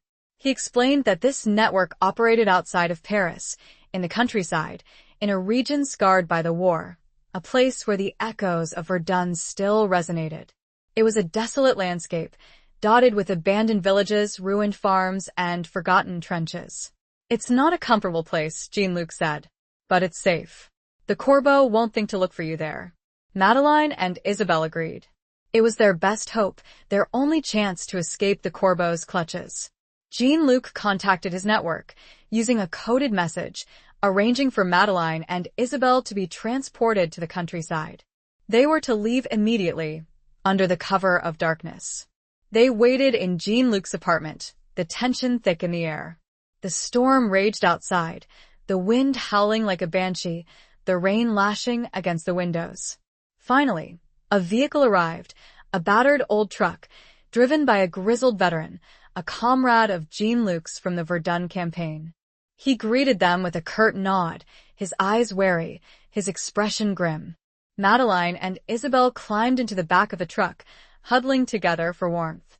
The truck rumbled through the streets of Paris, heading towards the outskirts of the city, towards the desolate countryside, towards the echoes of Verdun.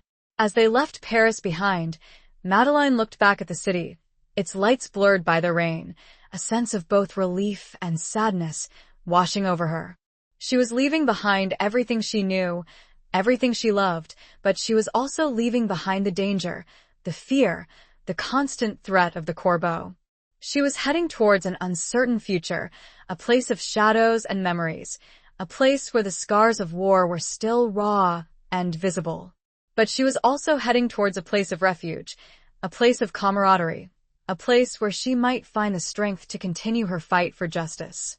The journey was long and arduous, the truck bumping along rough, unpaved roads, the rain relentless. Madeline drifted in and out of sleep, her dreams filled with images of Pascal, of Elodie, of Armand, of the corbeau, of the hidden chamber, of the catacombs, of the storm. As dawn approached, the truck finally reached its destination, a small, isolated village, nestled in a valley scarred by the war. The village was mostly deserted, its buildings ruined, its inhabitants long gone. But there were few remaining residents, veterans mostly, members of Jean-Luc's resistance network. They were welcomed by these hardened survivors, their faces weathered and scarred, their eyes filled with a mixture of weariness and resilience. They were offered food, shelter, and protection. Madeline and Isabelle were shown to a small, dilapidated cottage on the outskirts of the village. It was a simple dwelling, sparsely furnished, but it was clean and dry, and it offered a measure of privacy.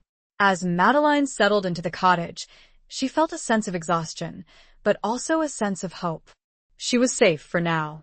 She was surrounded by allies, by people who understood the meaning of sacrifice, the importance of loyalty, the price of freedom.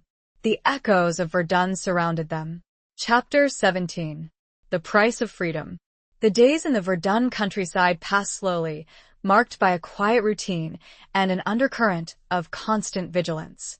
Madeline and Isabelle settled into their new, temporary lives, adapting to the harsh realities of the war-scarred landscape.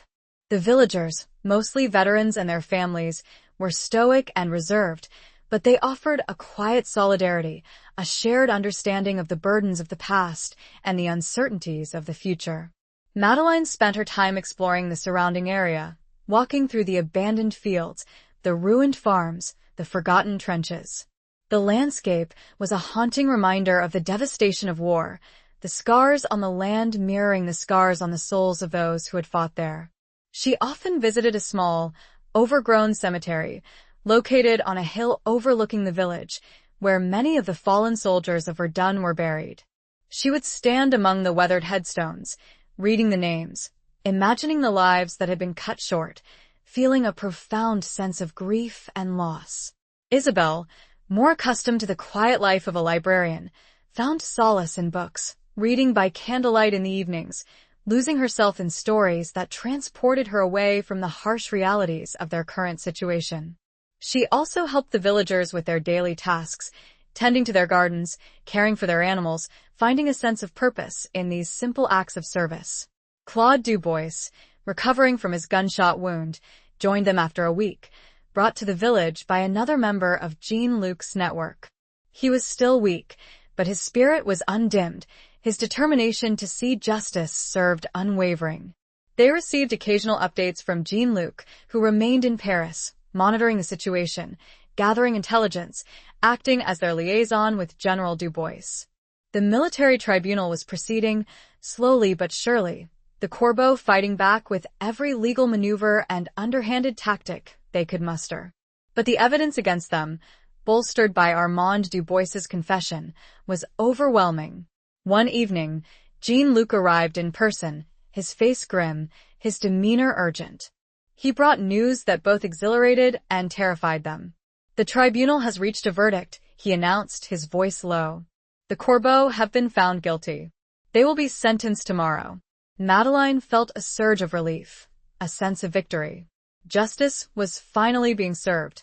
But Jean-Luc's next words dashed her hopes. "Armand Dubois," he said, his voice heavy with anger and frustration, "he has escaped." Madeline felt a cold dread creep into her heart. Armand, the mastermind, the architect of their suffering, had once again eluded capture. He was free, a dangerous threat still at large. How? Madeline asked, her voice trembling. How did he escape? Jean-Luc explained that Armand, with the help of some remaining loyalists within the military and the government, had managed to orchestrate a daring escape from the hospital, disappearing into the night. "He's gone underground," Jean-Luc said. "He's vanished. But he won't stay hidden for long. He'll be back. He'll seek revenge." Madeline knew that Jean-Luc was right. Armand was not a man to give up easily. He would not rest until he had silenced her, until he had destroyed the evidence, until he had regained control. She realized that she was still in danger, that they were all in danger. The Corbeaux might be defeated, but Armand was still out there, a wounded predator, more dangerous than ever. They decided to leave the village, to move to a more secure location, a place where Armand would be less likely to find them. Jean-Luc had another contact, a former resistance fighter who lived in a remote area of the French Alps, a place of rugged mountains and isolated valleys, a place where people could disappear. They set off the following morning, traveling by foot and by cart, avoiding the main roads, sticking to the back country, their journey arduous and fraught with peril. They were fugitives, hunted by a relentless enemy, their fate uncertain. As they traveled, Madeline thought of Pascal, of Elodie, of all those who had suffered at the hands of Armand and the Corbeaux. She felt a renewed sense of purpose, a determination to fight on, to protect the legacy of those who had been lost, to ensure that their sacrifices had not been in vain. She also thought of the price of freedom, the sacrifices that had to be made, the battles that had to be fought, the enemies that had to be vanquished. She knew that the fight was not over, that there would be more challenges, more dangers, more sacrifices to come. But she was ready. She was no longer the naive, grieving woman who had stumbled upon a hidden chamber and a forgotten love story. She was a fighter, a survivor, a woman who had found her strength in the face of adversity, a woman who was determined to see justice served, no matter the cost. The journey would be long, and it all pointed back to Paris. Chapter 18. The Unmasking. The journey to the Alps was grueling, a test of endurance and resilience. The rugged terrain, the constant threat of discovery, and the gnawing uncertainty about their future weighed heavily on Madeline, Isabelle, and Claude. Yet, they persevered, driven by a shared sense of purpose and a determination to evade Armand Dubois's relentless pursuit. Jean-Luc's contact, a grizzled former resistance fighter named Pierre, met them at a prearranged rendezvous point, a remote mountain village clinging to the side of a steep slope. Pierre, a man of few words but unwavering loyalty, led them to his isolated cabin, a sturdy stone structure perched high above the valley, offering a panoramic view of the surrounding peaks. The cabin was a sanctuary, a place of refuge from the dangers that lurked below. But it was also a place of isolation, a reminder of their fugitive status, their separation from the world they had once known. They settled into a routine, their days marked by a quiet vigilance, their nights punctuated by the howling wind and the distant rumble of avalanches. They received occasional updates from Jean-Luc, who remained their lifeline to the outside world, relaying news of the ongoing search for Armand Dubois and the efforts to dismantle the remnants of the Corbeau network. Madeline spent her time studying the maps and documents she had salvaged, searching for any clue, any hint that might reveal Armand's whereabouts or his plans. She was convinced that he would not flee the country, that he would remain in France, driven by a thirst for revenge and a desperate desire to regain control. One evening, as Madeline was poring over Pascal's maps, she noticed something she had overlooked before. A small, almost imperceptible marking, a symbol hidden within the intricate details of a map depicting the region around Paris. It was the same symbol she had seen on the back of the locket, the cipher that had revealed the list to the Corbeau. But this time, the symbol was accompanied by a single word, retour. Return. Madeline felt a jolt of realization. Armand was planning to return to Paris. But why? And to where? She remembered the hidden chamber in Rue de Rosiers, the place where it had all begun, the place where Pascal's spirit, his legacy, still resided. She realized that Armand, driven by a mixture of arrogance and desperation, was planning to return to the scene of his crimes, to retrieve something he had left behind, something of vital importance to him. Madeline knew that she had to return to Paris as well, to confront Armand, to stop him once and for all. It was a dangerous plan, a reckless gamble, but she had no other choice. She couldn't let Armand escape justice again. She shared her discovery with Claude and Isabelle, explaining her reasoning, her conviction that Armand was planning to return to Rue de Rosiers. They were hesitant, fearful, but they understood her determination, her need to finish what she had started. They decided to leave the cabin the following morning, to make their way back to Paris, to confront Armand and bring an end to his reign of terror. The journey back to Paris was even more perilous than their escape. They traveled under the cover of darkness, avoiding the main roads, relying on Pierre's knowledge of the countryside and his network of contacts to guide them safely. They reached Paris under the cover of a dense fog, the city shrouded in an eerie silence. They made their way to Rue de Rosiers, their hearts pounding, their senses on high alert. The mansion was deserted, its windows dark, its doors locked. But Madeline knew that Armand was inside, waiting for her. She used the key, the same key she had found in Elodie's belongings, to open the front door. The scent of dust and decay, tinged with a faint aroma of lavender, wafted out, a ghostly reminder of the past. They entered the house, their weapons drawn, their footsteps echoing in the silence. They made their way to the hidden chamber, the place where it had all begun. The chamber was empty, its contents undisturbed. But Madeline knew that Armand was close, that he was watching them, waiting for the right moment to strike. Suddenly, a figure emerged from the shadows. It was not Armand. It was General Henri Dubois. Madeline stared at him, her mind reeling, her heart sinking. General Dubois, the man she had trusted, the man who had promised to help her, the man who had seemed so honorable, so incorruptible. General Dubois, Madeline said, her voice trembling. "What are you doing here?" General Dubois smiled, a cold, humorless expression. "I'm here to finish what Armand started, Madeline," he said, his voice smooth and menacing. "I'm here to silence you, to destroy the evidence, to protect the truth."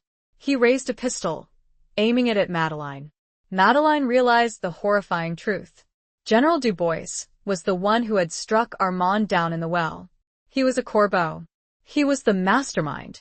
He had been playing a double game all along, pretending to help her while secretly working to protect the conspiracy. He had used her, manipulated her, betrayed her. "You," Madeline stammered, her voice choked with disbelief. "You were one of them all along." "Yes, Madeline," General Dubois said. "I am. And now you will pay the price for your interference." He pulled the trigger. Chapter 19. Reconciliation in Ruins. The gunshot echoed through the hidden chamber, shattering the silence, the sound reverberating through Madeline's very core. But she felt no pain, no impact. She opened her eyes, expecting to see General Dubois standing over her, his pistol smoking. Instead, she saw Claude, his body slumped against the wall, a crimson stain spreading across his chest. He had thrown himself in front of Madeline, shielding her from the bullet, sacrificing himself to save her life. Isabelle screamed, rushing to Claude's side, her hands desperately trying to stem the flow of blood. Madeline, stunned and horrified, knelt beside them, her mind reeling. General Dubois, his face a mask of cold fury, raised his pistol again, aiming at Madeline. "You cannot escape, Madeline," he said, his voice devoid of emotion. "It's over." Suddenly, another figure emerged from the shadows. It was Jean-Luc Moreau, his face grim and determined, his own pistol drawn and aimed at General Dubois. "Drop your weapon, General," Jean-Luc said, his voice steady and commanding. "It's over for you." General Dubois hesitated, his eyes darting between Jean-Luc and Madeline. He was outnumbered, outgunned. He slowly lowered his pistol, his expression a mixture of defeat and defiance. Jean-Luc, with the help of several resistance members who had followed him, disarmed and subdued General Dubois. The long, agonizing struggle, the relentless pursuit of justice, had finally reached its climax. Madeline turned her attention back to Claude, who was lying on the floor, his breathing shallow and ragged. Isabelle was cradling his head in her lap, her tears streaming down her face. "Claude," Madeline whispered, her voice choked with emotion. "Please hold on." Claude opened his eyes, his gaze weak but focused. He smiled faintly at Madeline. "I told you," he whispered, his voice barely audible. "I would protect you." His eyes closed, his breathing stopped. Claude Dubois, the brave, loyal veteran, the man who had risked everything to help her, was gone. Madeline felt a wave of grief wash over her, a profound sense of loss. She had lost so much, endured so much, and now she had lost another friend, another ally, another victim of the Corbeau's treachery. But amidst the grief, there was also a sense of resolution, a sense of closure. The Corbeaux were defeated, their leader unmasked and captured, their conspiracy shattered. Justice, though delayed and costly, had finally been served. The aftermath was a blur of activity. General Dubois was arrested, his betrayal exposed, his career and reputation in ruins. The remaining Corbeaux, their network dismantled, were brought to trial and sentenced. The truth, long suppressed, finally came to light. Madeline, Isabelle, and Jean-Luc, hailed as heroes, were honored for their courage, their resilience, their unwavering pursuit of justice. But for Madeline, the victory felt hollow, tinged with sadness and loss. She returned to Rue de Rosiers, to the mansion that had been the scene of so much drama, so much suffering. She stood in the hidden chamber, the place where it had all begun, the place where Pascal's spirit, his legacy, still resided. She looked at the inscription on the wall, "I remain among you." She felt Pascal's presence, his love, his courage, his unwavering belief in justice. She felt Elodie's presence, her strength, her defiance, her unwavering love for Pascal. She realized that she was not alone, that she had never been alone. She was surrounded by the spirits of those who had fought and died for freedom, for justice, for truth. She was a part of their legacy, a link in the chain of resistance, a testament to the enduring power of the human spirit.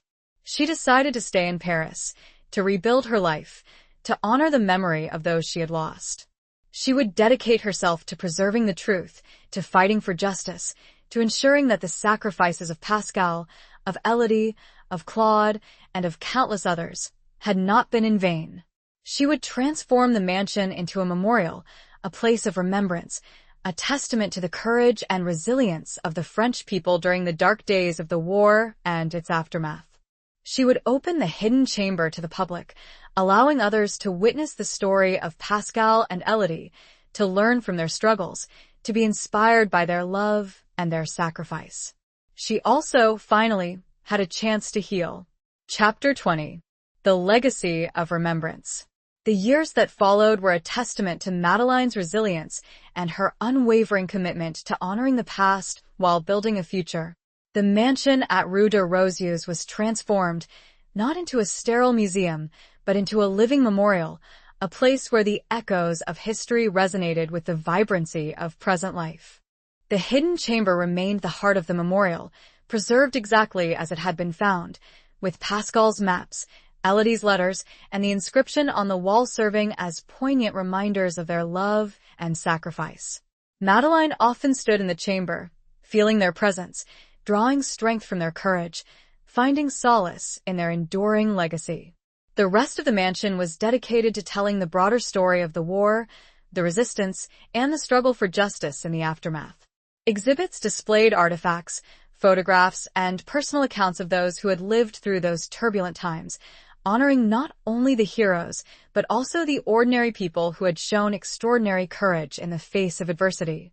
Madeleine became a tireless advocate for remembrance, speaking at schools, universities, and community events, sharing her story, ensuring that the lessons of the past were not forgotten. She also established a foundation dedicated to supporting veterans and their families, providing assistance to those who had been scarred by war, both physically and emotionally. Isabelle, her loyal friend and companion, remained by her side, helping to manage the memorial, curating the exhibits, and sharing her own quiet strength with those who visited. She found solace in the work, a sense of purpose in honoring the memory of those who had been lost. Jean-Luc Moreau, a frequent visitor to the memorial, became a mentor to young people, sharing his experiences of the war, his insights into the human condition, his unwavering belief in the importance of courage, loyalty, and resilience. He often sat in the garden, surrounded by the flowers that Madeleine had planted, his gaze fixed on the distance, remembering his fallen comrades, finding peace in the quiet beauty of the present. The memorial at Rue de Rosiers became a place of pilgrimage, attracting visitors from all over France and beyond. People came to learn, to remember, to honor, to find inspiration in the stories of those who had fought for freedom and justice. It was a place of healing, a place of reconciliation, a place where the past and the present intertwined, creating a powerful sense of continuity and hope. Madeleine, though aging, remained the heart and soul of the memorial. Her eyes, though dimmed by time, still held the spark of determination, the unwavering commitment to truth and justice that had driven her through the darkest days of her life. She had found peace, not in forgetting the past, but in embracing it, in transforming it into a source of strength and inspiration for future generations. One day, a young woman, a student of history, approached Madeleine, her eyes filled with curiosity and admiration. "Mademoiselle Charpentier," she said, "your story is incredible. You are a true hero."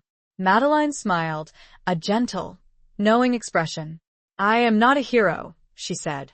"I am simply a survivor, a witness, a keeper of memories." She gestured towards the hidden chamber, towards the inscription on the wall. "The real heroes," she said, "are those who gave their lives for freedom and justice." Pascal. Elodie. Claude. Countless others. They are the ones we must remember. They are the ones we must honor. The young woman nodded, her eyes filled with understanding. She had come to the memorial seeking knowledge, but she had found something more: a profound connection to the past, a sense of responsibility to the future, an inspiration to live a life worthy of the sacrifices that had been made. As Madeline watched the young woman walk away, she felt a sense of peace, a sense of completion. Her mission was accomplished. The legacy of remembrance was secure. The story of Pascal and Elodie, of the Corbeau, of the struggle for justice, would live on, inspiring future generations to fight for freedom, to resist oppression, to never forget the lessons of the past. The mansion was more than a home, it was their story. And in the quiet stillness of the hidden chamber, the whispers of the past echoed with the promise of the future. I remain among you. Epilogue. The Parisian rain fell softly, a gentle drizzle that mirrored the quiet melancholy of the autumn afternoon. Madeline, her hair now silvered, her steps slower but her spirit undimmed, stood in the garden of the memorial at Rue de Rosiers. The leaves of the old oak tree, a silent witness to the decades of history that had unfolded within the mansion's walls, were turning golden, their hues reflecting the fading sunlight. She was alone, as she often was in the late afternoons, after the last visitors had departed, leaving the memorial to its quiet contemplation. She preferred these moments of solitude, the time when she could commune with the spirits of the past, when she could feel the presence of Pascal, of Elodie, of Claude, of all those who had touched her life and shaped her destiny. She walked slowly through the garden, her hand brushing against the smooth, cool stones of the memorial wall, inscribed with the names of those who had fallen during the war and its aftermath. She paused before a particular section of the wall, where 3 names were etched together: Lieutenant Pascal Gerard Elodie Charpentier Claude Dubois. She traced the letters with her finger, her heart filled with a mixture of grief and gratitude. They were gone, but they were not forgotten. Their memory lived on, not only in the memorial, but also in the hearts of those who had known them, and in the stories that were told and retold, passed down from generation to generation. She looked up at the mansion, its windows glowing warmly in the fading light, its walls imbued with the echoes of history. It was no longer a place of secrets and shadows, of fear and betrayal. It was a place of remembrance, of healing, of hope. It was a testament to the enduring power of the human spirit, to the resilience of love and loyalty, to the unwavering pursuit of justice. Madeline smiled, a gentle, knowing expression. She had lived a long and full life, a life marked by tragedy and triumph, by loss and love, by despair and hope. She had faced her demons, overcome her fears, and found her purpose in honoring the past and building a better future. She felt a sense of peace, a sense of completion. Her work was done. The legacy of remembrance was secure. The story of Rue de Rosiers, of the hidden chamber, of the Corbeau, of the struggle for justice, would continue to inspire, to educate, to remind future generations of the price of freedom and the importance of vigilance. As the Parisian twilight deepened, casting long shadows across the garden, Madeline turned and walked slowly back towards the mansion, her silhouette framed against the warm glow of the windows. She was no longer alone. She was surrounded by the spirits of those she had loved, those she had lost, those who had shaped her life and given it meaning. And in the quiet stillness of the evening, she could almost hear their voices, whispering across the years, a chorus of remembrance, a promise of enduring love, a testament to the enduring power of the human spirit. We remain among you.